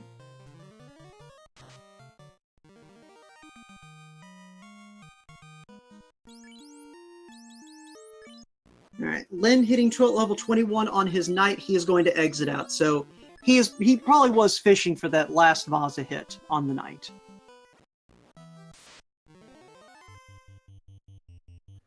And he is heading back in, so Lynn the Cat formally beginning his Temple of Fiends Revisited dive at about an hour 39 minutes, while Magius is about to make contact with Lich 1. Or, well, he's about a floor and a half, but he is on his way to Lich 1. And I didn't see what forced that reset from Lynn. Chat, could you care to enlighten me?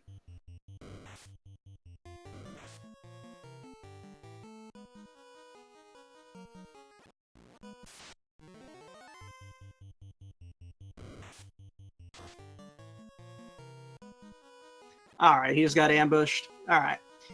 I assume... Okay. Alright. So, that is a thing that happened. And that is the thing. We haven't also... I don't know if we've really seen a lot of ambushes this seed either. Admittedly, I've been having to split my attention a good bit, but... Alright, yeah, so... Lynn basically resetting out of a nasty ambush.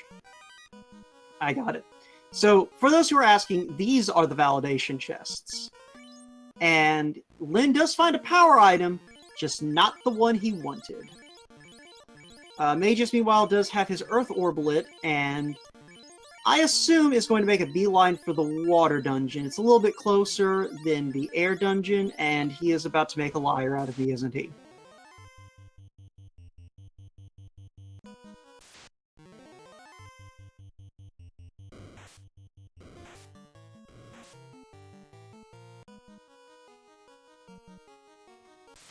Lynn, meanwhile, is below Phantom and making his way down toward Earth Floor. So, like I said, he probably has a good 10-12 minute lead on Mageius if Mageius just doesn't bother checking more than a handful of chests and just beelines for these bosses. They are called validation chests because of the memes. No, really, that's entirely it. It's a meme that started in Link to the Past Randomizer, and everyone else just keeps it going because memes. The memes, Jack. The memes. Lynn is now to Earth Floor. He got a nice good run on the return to the ground floor, and he is going to begin his descent. He knows that nothing down here is really that threatening. He kind of sort of murdered all of their cousins. And gets a good run to Lich 2. And he is going to just go ahead and patch up a little bit just in case Lich 1 pulls out the old, hey, by the way, turn 1 nuke shuffle.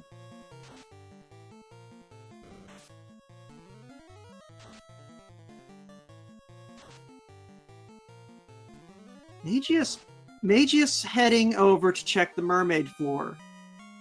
I'm not sure what he wants. He might be thinking a second ribbon, maybe some better... Okay, no, he's turning around.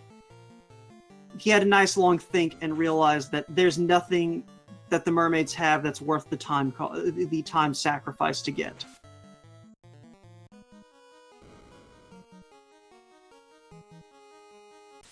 Lynn the Cat, meanwhile, making his way along in Fire Floor, picking up a couple of extra fights.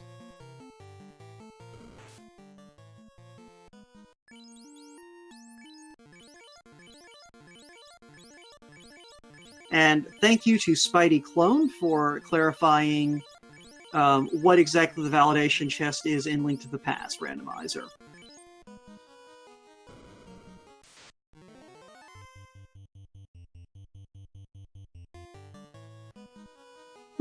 So yeah, both runners just trying to get through these random encounters to get where they're going. Lynn the Cat diving into Carry 2. This is, generally speaking, a fight that can pose difficulties. Not necessarily will, but can. And Carry 2 is going to go down to a swing and a couple of nukes, so not posing difficulties today. Now, Kraken 2, though, Kraken 2 may be where we start seeing some trouble for Lynn. He's at a pretty healthy level to where he should be able to make it through, but...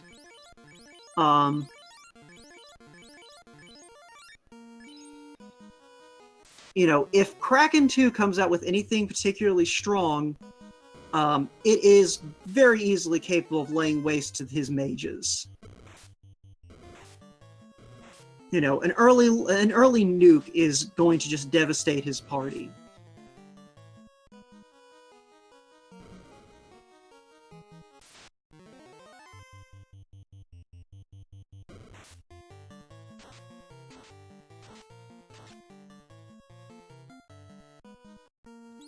And he's definitely taking some abuse from these fights on the way down.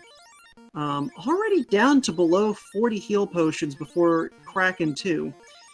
That's not an ideal heal situation, but it is conserving a lot of his casting.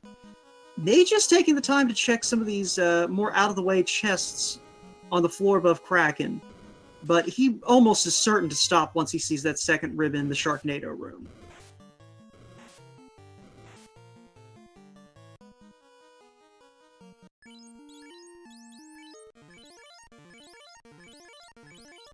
Alright, so Lin should be about to shuffle his party around a little bit. Presumably to...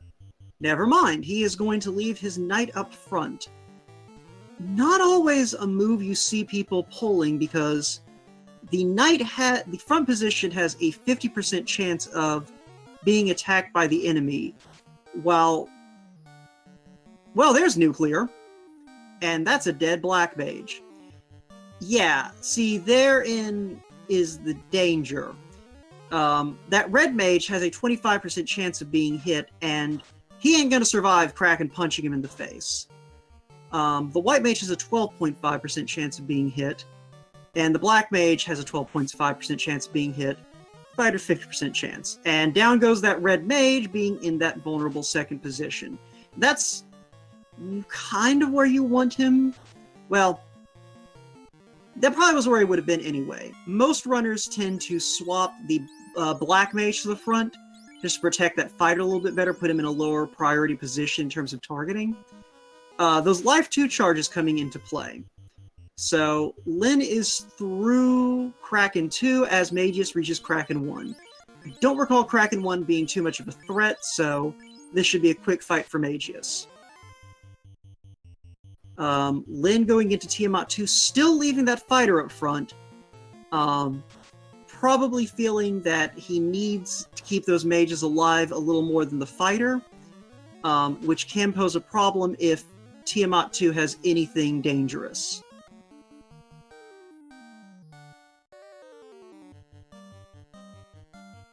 But either way, Magius is out of Sea Shrine. He's got his water orb. He is almost certainly on his way to pick up to do his air to orb.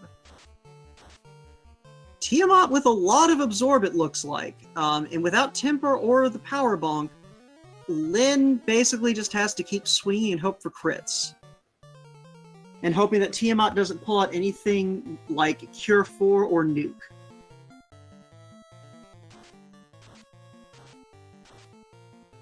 No, she's got Swirl, but that doesn't drop anyone.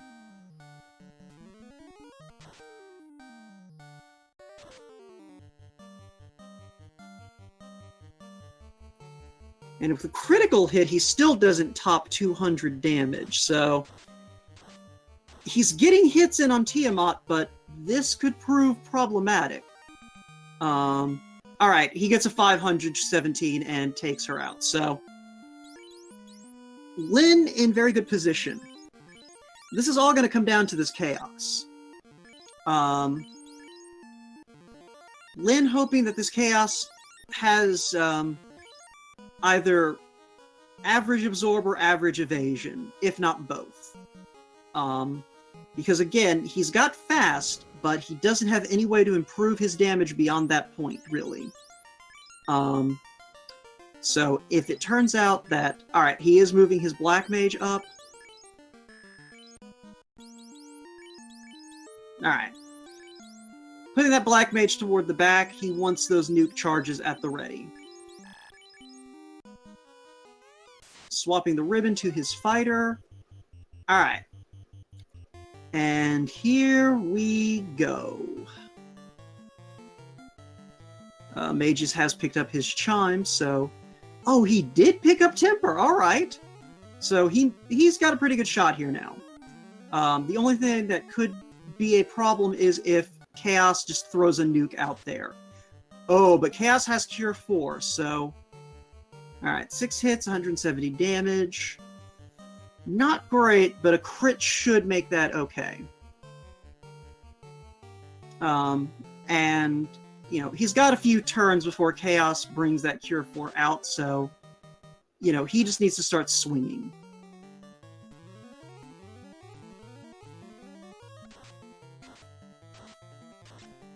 And here comes the crack.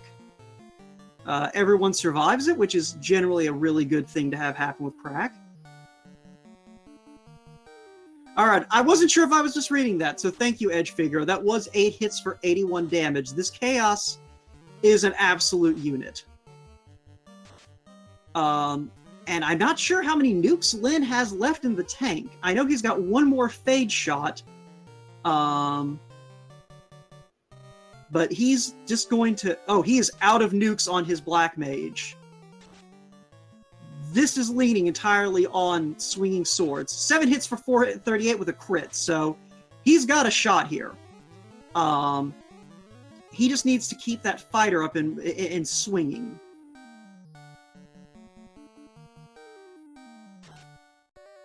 Yeah, definitely in a better position, but...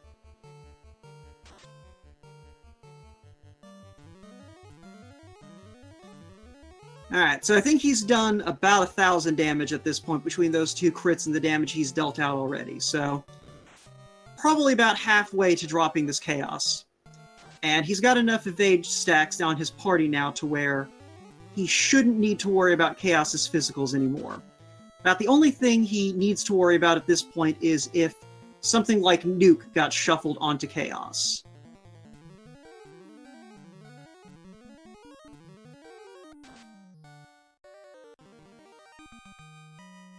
But it is not going to matter. With one more Fire 3, Lynn the Cat is going to finish this race with an official SRL time of 1 hour, 51 minutes, and 11 seconds.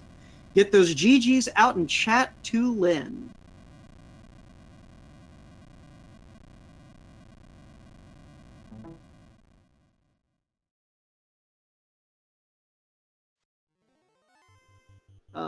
And I'll see if he wants to come in here and have a chat.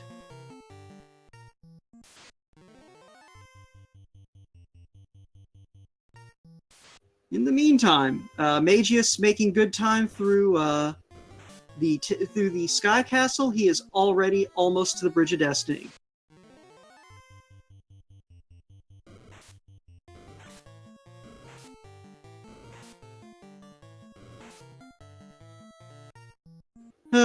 We'll be sure to ask him about it.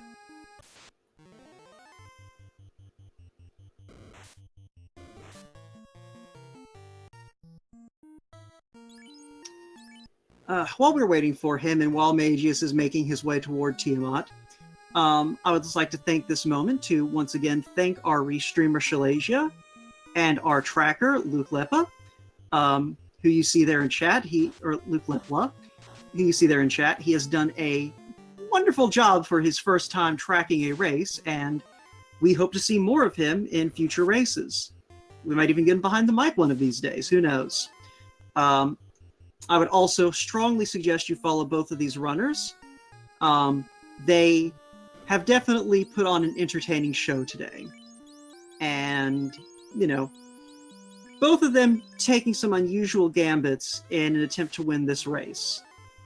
And kind of just showing some of the different strategies that can be applied in this game. And, you know, while you're at it, be sure to follow my co-commentator, Woat. Well, thank you, Woat. That is very nice of you. You're welcome, man. You earned it. And Magius does not spot Warbeck, and he is going to just go ahead and take care of Tiamat 1, most likely.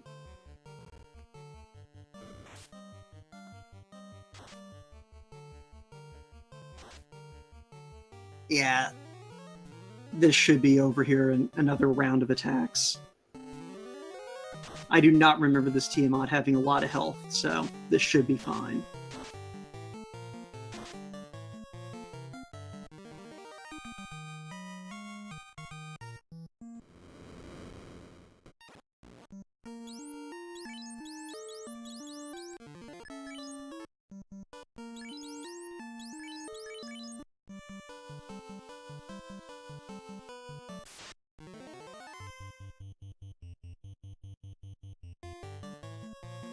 And there is Lynn the Cat joining us. GG, Lynn. Hey there, guys. I hope I entertained you guys. Well, I mean, I in chat just have one question. Can you kind of walk us through the process of getting an airship? Yeah, so I get the floater right off the bat, and everything is cool. I'm on my way to Elfland. I see Nuke there. I don't really have enough money for it. Then I'm kind of going to Crescent and kind of not. And then I think, maybe I want to buy Nuke for one guy before I go. And somehow in that process, it just went completely out of my brain that I had the floater. And so then I get to Crescent, I don't find the floater, and I'm thinking, okay, well, then it's either in Pirates or Ice. So I tried to level a little bit. The Peds murdered me like 4 or 5 times. I got no levels.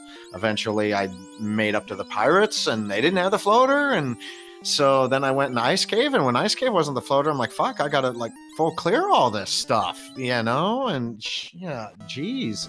And then just halfway through clearing the volcano, it just hit me. Wait a minute. I think I actually have the floater. And I looked and I did, and I was like, oh man. And so at that point, I just booked it as fast as I could. Yeah, chat pinpointed the exact second when you realized the floater, and your fighter just kind of stared into space for like 20 seconds. So, but yeah. We were pulling for you every time you went near the desert. Lynn, remember you have the floater. But yeah, passed the desert like 2 or 3 times because 4 times. I went back for Nuke. And I bet when I was on my way back for Nuke, you guys thought, oh, he realized he has the floater and he's going to go get it. And then I ran right by it. Yep, pretty much. No, you went past it 4 times. We counted. It was. If you rewatch the VOD on Twitch, you will see how stressed the chat was getting about you forgetting the floater. For a while there, we had that hope that, okay, Lynn has a plan. Like, he's doing this on purpose. He's not expecting to get into a lot of fights once he gets the airship, so he's taking these fights now to get his levels up, and no, he's going to Ice Cave, and then no, he's going to Provoke it, and then no, he's going to get the airship, get the volcano, and okay, now he remembered. But yeah, fortunately for you, a lot of those, like, easy-to-pick-up chests were the ones you needed to check to kind of get that in-game gear. Yeah, I had the Vorpal and the Mazza, and, no bonk, but just, and the white shirt, just barely enough. 2 ribbons, it was just barely enough, along with the nuke on 2 guys, made it a lot easier. Yeah, your opponent dug out the Excalibur and the opal bracelet just from various places around the map. He didn't find the power bonk either. He kind of he found the ribbon in he found the ribbons in the same order you did. As soon as he found that second ribbon, he was basically done checking chests as well. So where was he when I went into TOFR? He was about a floor above Lich. He didn't start clearing orb dungeons until fairly late in the game. He didn't really do any one thing particularly wrong to fall behind.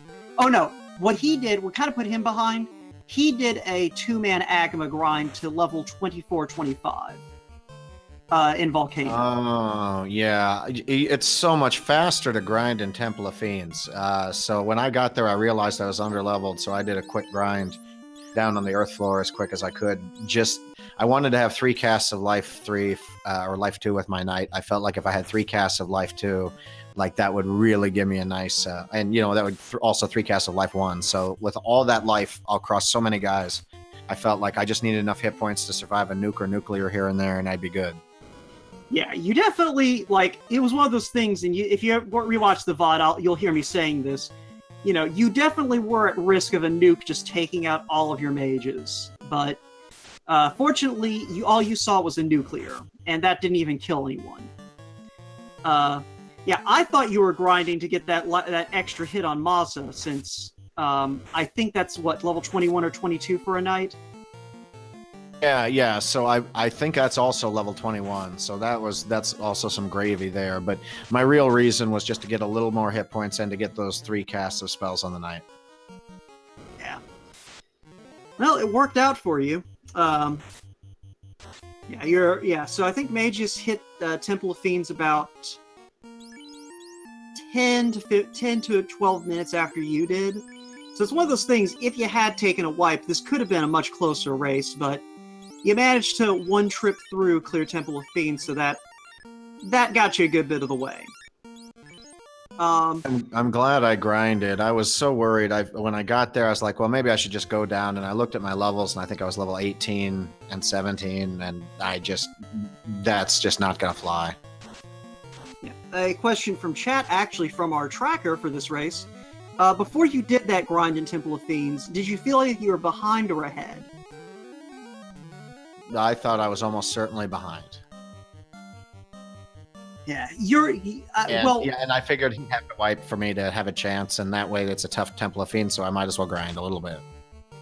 Yeah, that was kind of my expectation of where your head was at that point. Because you hit the Temple of Fiends about an hour and a half in. I got 131.27. Yeah, so, you know, it was one of those things where, considering the snafu with the airship, you know, if you were behind, it was because of a Temple of Fiends being an incredibly difficult one. So, you know, good heads up play on your part then with thinking that through. I really booked it on the second half of the game. Once I figured out I didn't have the airship, looking back, I actually think I had really good times all across the board after I figured out that I didn't have the airship. Oh, no, you flew like that. That's what put you back in. That's what gave you the ability to kind of get into the lead was Mageius checked a lot of chests that you just said nope and just sprinted right past. So that helped you out a lot. And just, you know, holding off as long as you could on ordeals helped out a bit. And it looks like he took a wipe to Kraken too. I didn't quite see what got him, but he has reset and is making another dive. But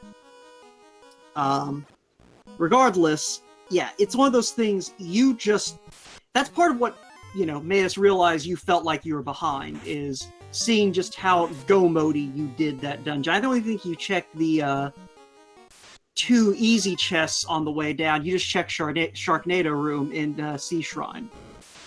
Yeah, well, no, I checked the basically the 5 chests in Sea Shrine, the 3 Sharknado and the 2 before, but I skipped like the greater than, less than room and all the ones at the beginning of Sky. Like, I thought I was so far behind there, I didn't want to take the time to search those. Yeah, I mean, again, though, given the situation, it's kind of a reasonable assumption to make on your part.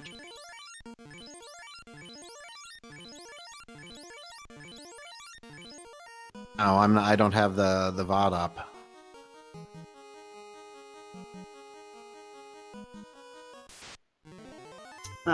Yeah, so it is one of those things overall, like, you know, that was about the main thing I think I personally was worried about for you going into Temple of Fiends was, you know, if it was a situation where you needed to, you know, just pile on a few more levels, Mageius had the advantage there, but as it turned out, you had just the right amount of levels to get through it.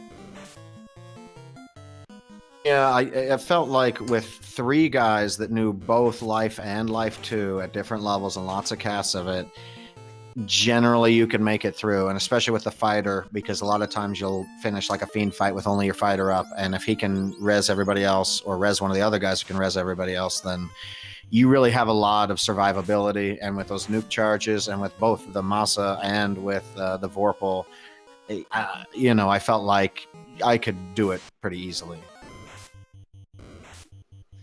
Yeah. So, overall, you know, how do you feel about this seed aside from the airship thing? Made my life harder by the whole ice cave thing, and ice cave was just a brutal mess. I got blizzarded all the time. I wiped a bunch. I was on tilt and really angry for the first part of the seed, and then when I realized it was mostly my fault, then I didn't feel so negative about the seed, but it made it a lot harder than it needed to be. Yeah, well, you got through it. You got the W. You know, unfortunately, this is your last hurrah in the tournament as a runner, but I hope we'll see you around as a, you know, as commentary. Please, for the love of God, be around as commentary. I'll come back. I'll come back and do some extra commentary with y'all. Thank you. Oh, I'm kind of happy that I'm done with the tournament now, because these seeds have really been brutal on me. I can't believe I won this one, to be honest. I had finished, you know, 151. I think I just kind of lucked out a little bit. Really, with that horrible decision on my part to forget that I had the floater. Man, I'm an idiot. It happens to everyone. We'll just call it pulling a Lin. Like, No, we're gonna. I don't like that. I don't like that at all. I mean, you're not going to live this down. I hope you realize that. Like, the only thing that might help you live it down is that you did that around the same time that Split Punched and Demarine were going. Okay, the high-profile match probably drew all the eyes away from my horrible play here. Yeah, go on. I was just laughing. Nah, this whole seed it really wasn't all that difficult. There were some difficult enemies here and there, but man, oh man, oh man, that ice cave again was brutal. I don't know how easy of a time that my opponent had in ice cave. Oh, he just breezed through it. He already Don't tell me that. That makes me mad already. You know, well, okay. I won, so I can't be too mad. You know, he went to ice cave after he'd already done the grind to like level 24. Like he had an easy time in ice cave because he literally just punched everything in the face and it died. So it's one of those things. He ran the same party you did. A good seed for that party with the spell lists. Oh yeah, no, that spell list was ridiculous. About the only thing that y'all really were missing was like, you know, more than a couple of casts of temper and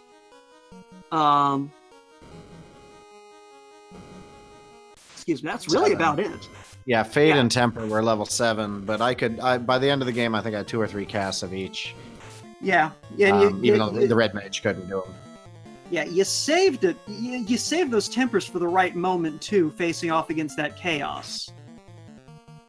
Going in, I was gonna nuke everything, and I was not gonna hold any nukes or any spells back until I got to chaos, and chaos was just gonna get like fast and temper.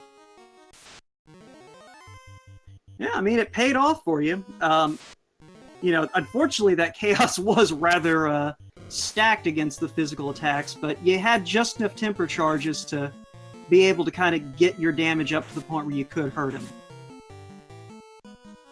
He didn't seem particularly dangerous. He opened up with a Cure 4, so yeah, you know, I knew I had to get him down before he rolled around to the Cure 4.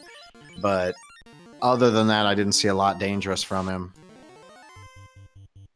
Yeah, so did you take that War Mech fight for the sake of the people, or because you wanted that extra experience? A little of both, but I was definitely showboating there. Knowing that I got people watching when I saw that War Mech, I was like, yeah, all right, you know, screw it. I need the experience anyway. This will give me like 2 levels if I can kill him.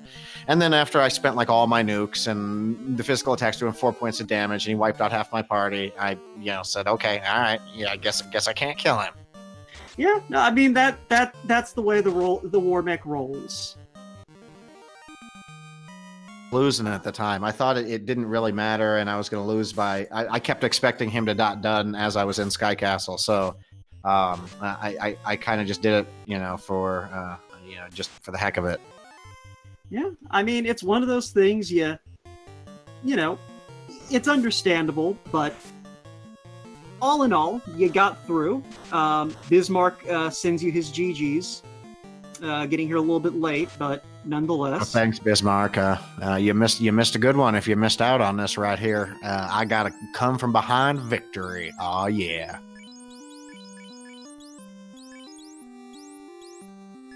We'll spare you the details so that it sounds more impressive. But yes, Len totally had a come from behind victory. Absolutely. Don't say it all sarcastically like that. I'm sure I was losing for most of that race. You kind of crossed over. Actually, you were the first one to light an orb. That's how long the Agma grind took him. I kind of figured I lit my 2 orbs real fast, but I figured I was behind ordeals. I figured he had and was giving him to search things like maybe mermaids that I wasn't going to be able to. So my hope was that I could skip enough chests and just go mode and just deal with what I have. And it turned out that I found enough stuff along the way to be okay. Yeah, and I mean, in the end, I think that, you know, your decision to do that is what helped you a lot with this, because it did, you know, a little bit of lucky item placement that the chests you did have time to check were the ones you needed to check anyway.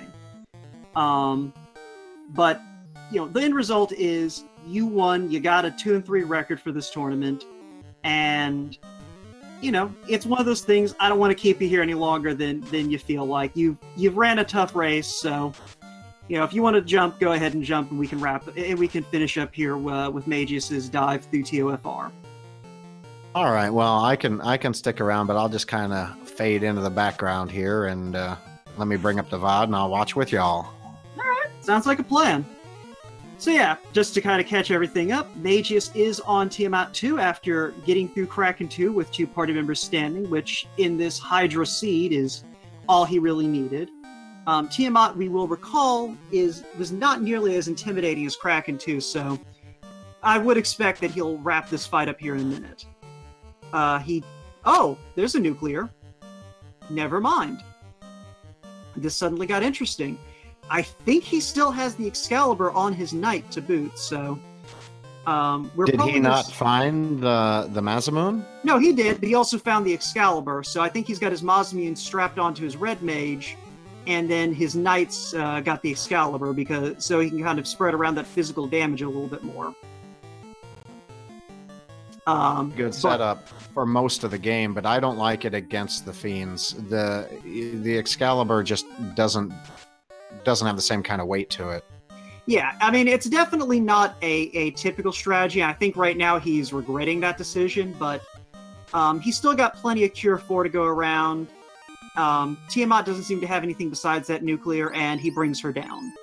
So he's going to get everyone back on their feet here with some life charges. And then he is going to probably swap the Masamune to his fighter to deal with chaos. Yeah, his heal potion situation is at least looking a little bit better than yours was at this point, but I got the impression you were using your heal potions mostly to keep from spending your spell charges.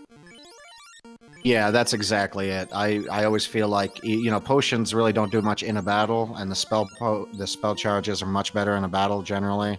So I think it's better to just throw those potions out there, and you know, you want 20 or 30 of them by the end, just in case you got one guy, and the only way to heal him is those potions. But you know, why are you holding them back? Use them if you got them. Use them.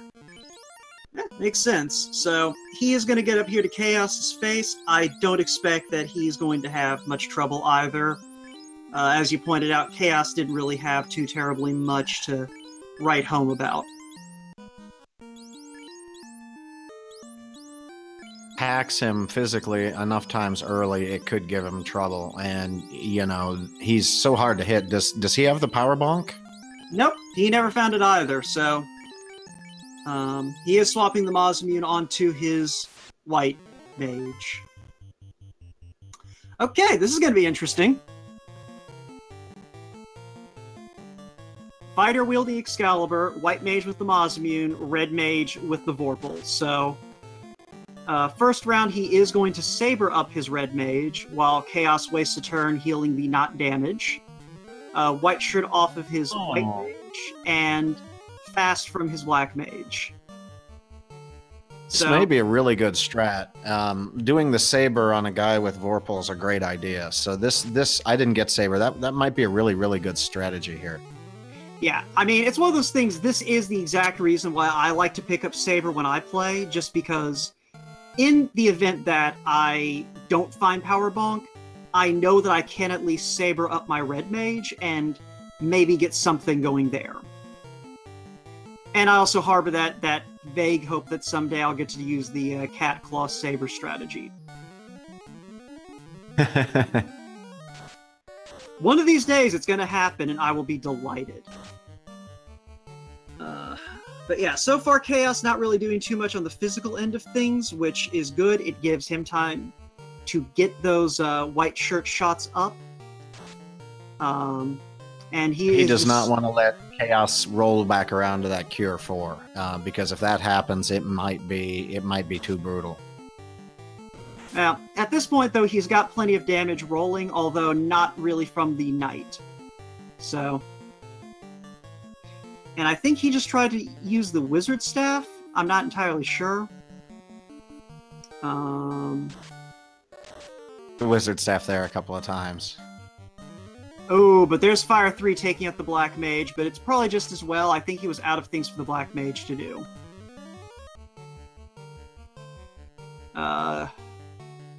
Forgets that you can't really stack fast, but he may have been trying to fast the White Mage and missed.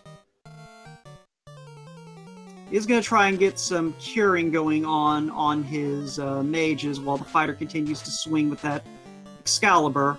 Not still holding out hope for that crit with the Excalibur. But at this point, he is just swinging with everyone. White Mage goes down to crack. And does he have two ribbons? He only has one ribbon. I think he skipped Sharknado Room. You were in Temple of Fiends at the time, so you were admittedly getting the lion's share of my attention.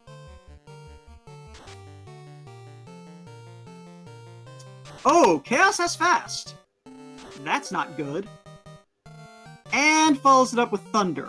Also not good. But does get a 400-point crit off the Red Mage.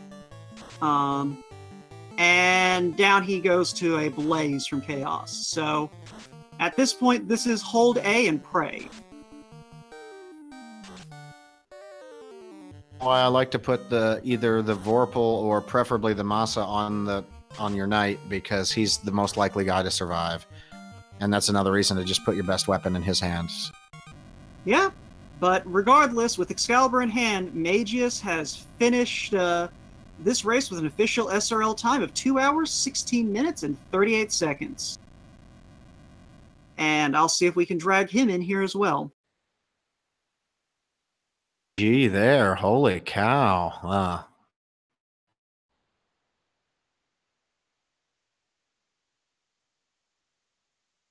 Just standing there. But I guess that Chaos wasn't super dangerous. Yeah, he had a lot of instant kill moves, and, you know, as long as you don't get some, you know, that 3 out of 256 luck, then you're pretty much okay.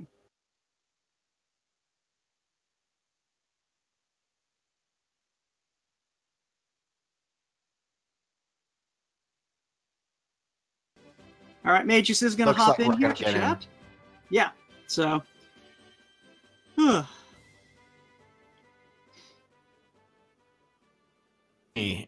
is I watched the race right beforehand, the one with Ikben Maya, and where he skipped some chests in ice and then it bit him in the butt. And I was thinking that when I was going through ice, you know, when I didn't have to.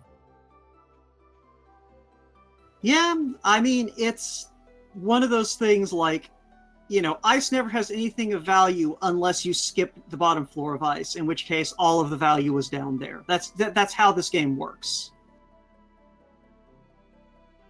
I was thinking maybe I had done that. I searched as much as I can, and then I wiped without having searched the last 3 chests, and I just said, all right, I'm leaving. If that's where they are, you know, oh well. And then thankfully halfway through Volcano, I realized I had the floater anyway. Yeah, I think there was like money and maybe like some silver gear. Like it wasn't anything to lose sleep over skipping. The cube out of there and then warp out and save it, and it turns out that was the right way to go.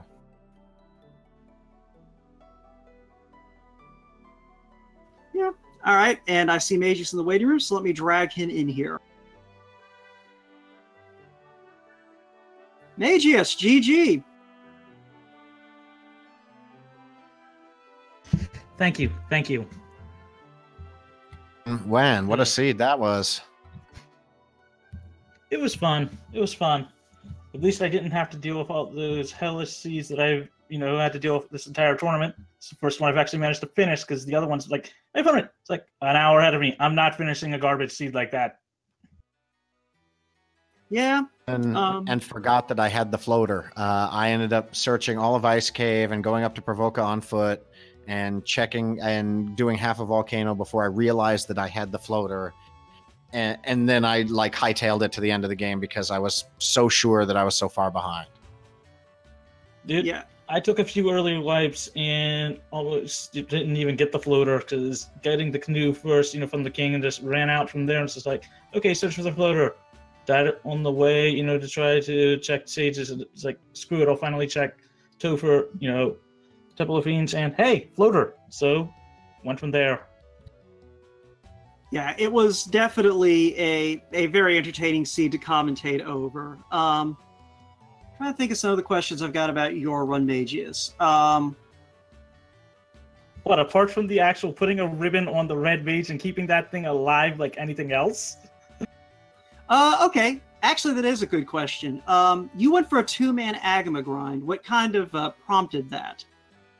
Did you see the red mage's spell list?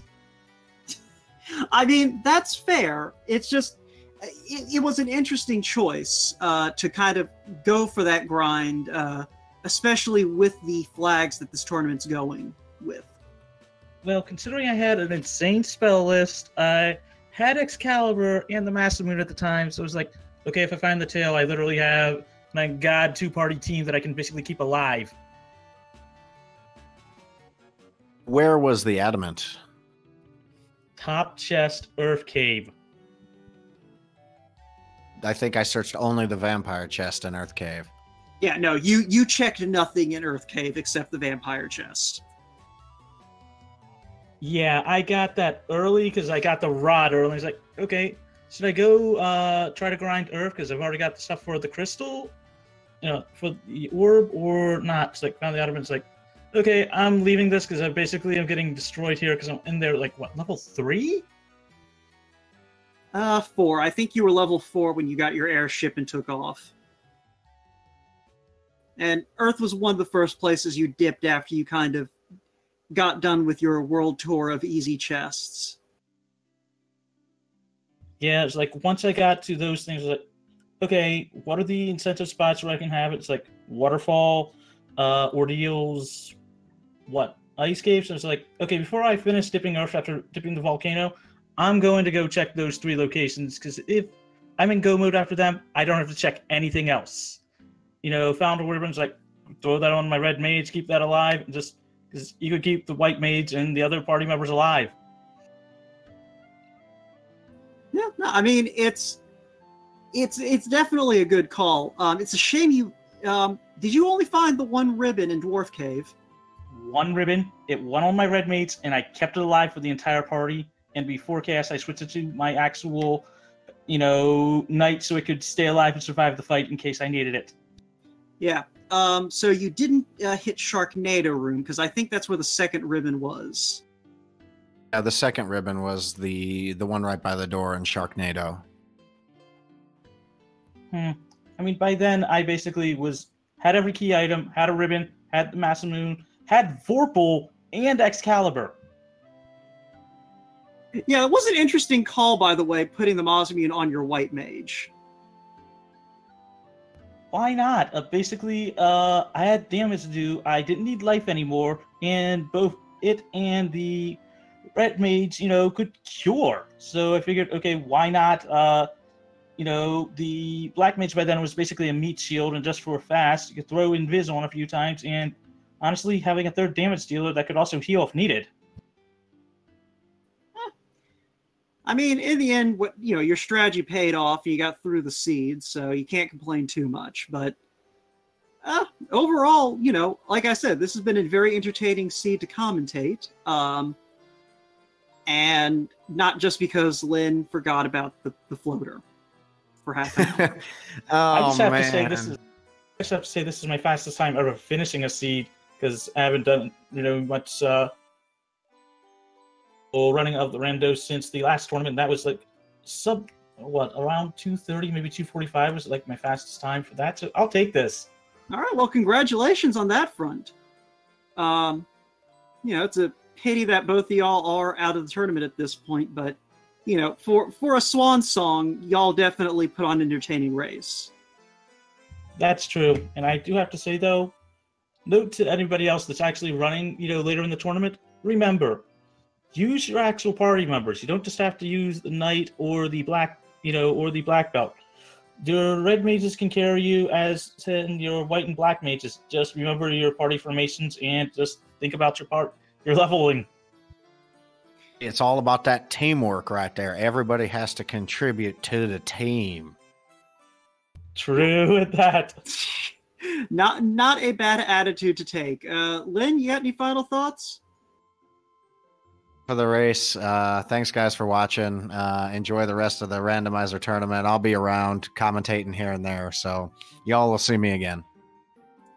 All right, and that should do it for us here on Randomania. If you aren't already following Randomania, Randomania 2, Randomania 3, and Randomania 4, then you need to correct some issues in your life. You need to get right with yourself. Don't forget their YouTube channel. Oh, yeah, actually, that's a good point. Don't forget they do have a YouTube channel where all of these VODs do get posted. In addition, make sure to follow Lynn the Cat and Magius, our runners. They put on a fantastic race and, could always use a few more eyeballs on them. And while you're at it, maybe throw some love to our restreamer and our tracker. And if you got anything left in your heart, I could use a little bit of love, but you don't have to. But that's going to do it for us here. We do have 2 more races coming up today on Randomania here for the Final Fantasy Randomizer Spring Tournament. At 7 p.m. Eastern, Edgeworth and Arson Horse are going to go head-to-head in a battle of the 3-in-1s, I believe. Triton GL and, let's see.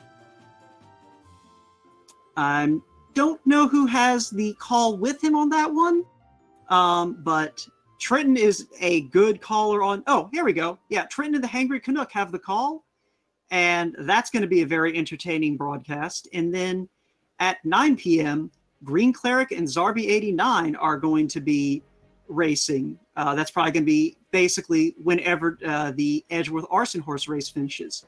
And that's going to be a 1-3 matchup, so be sure to tune in to see those 2 runners off. And other than that, that's going to do it for me here today. So I will catch all of y'all later. Thanks for tuning in, and thanks again to you guys for running. Take care, everyone. Not a problem. Bye, all.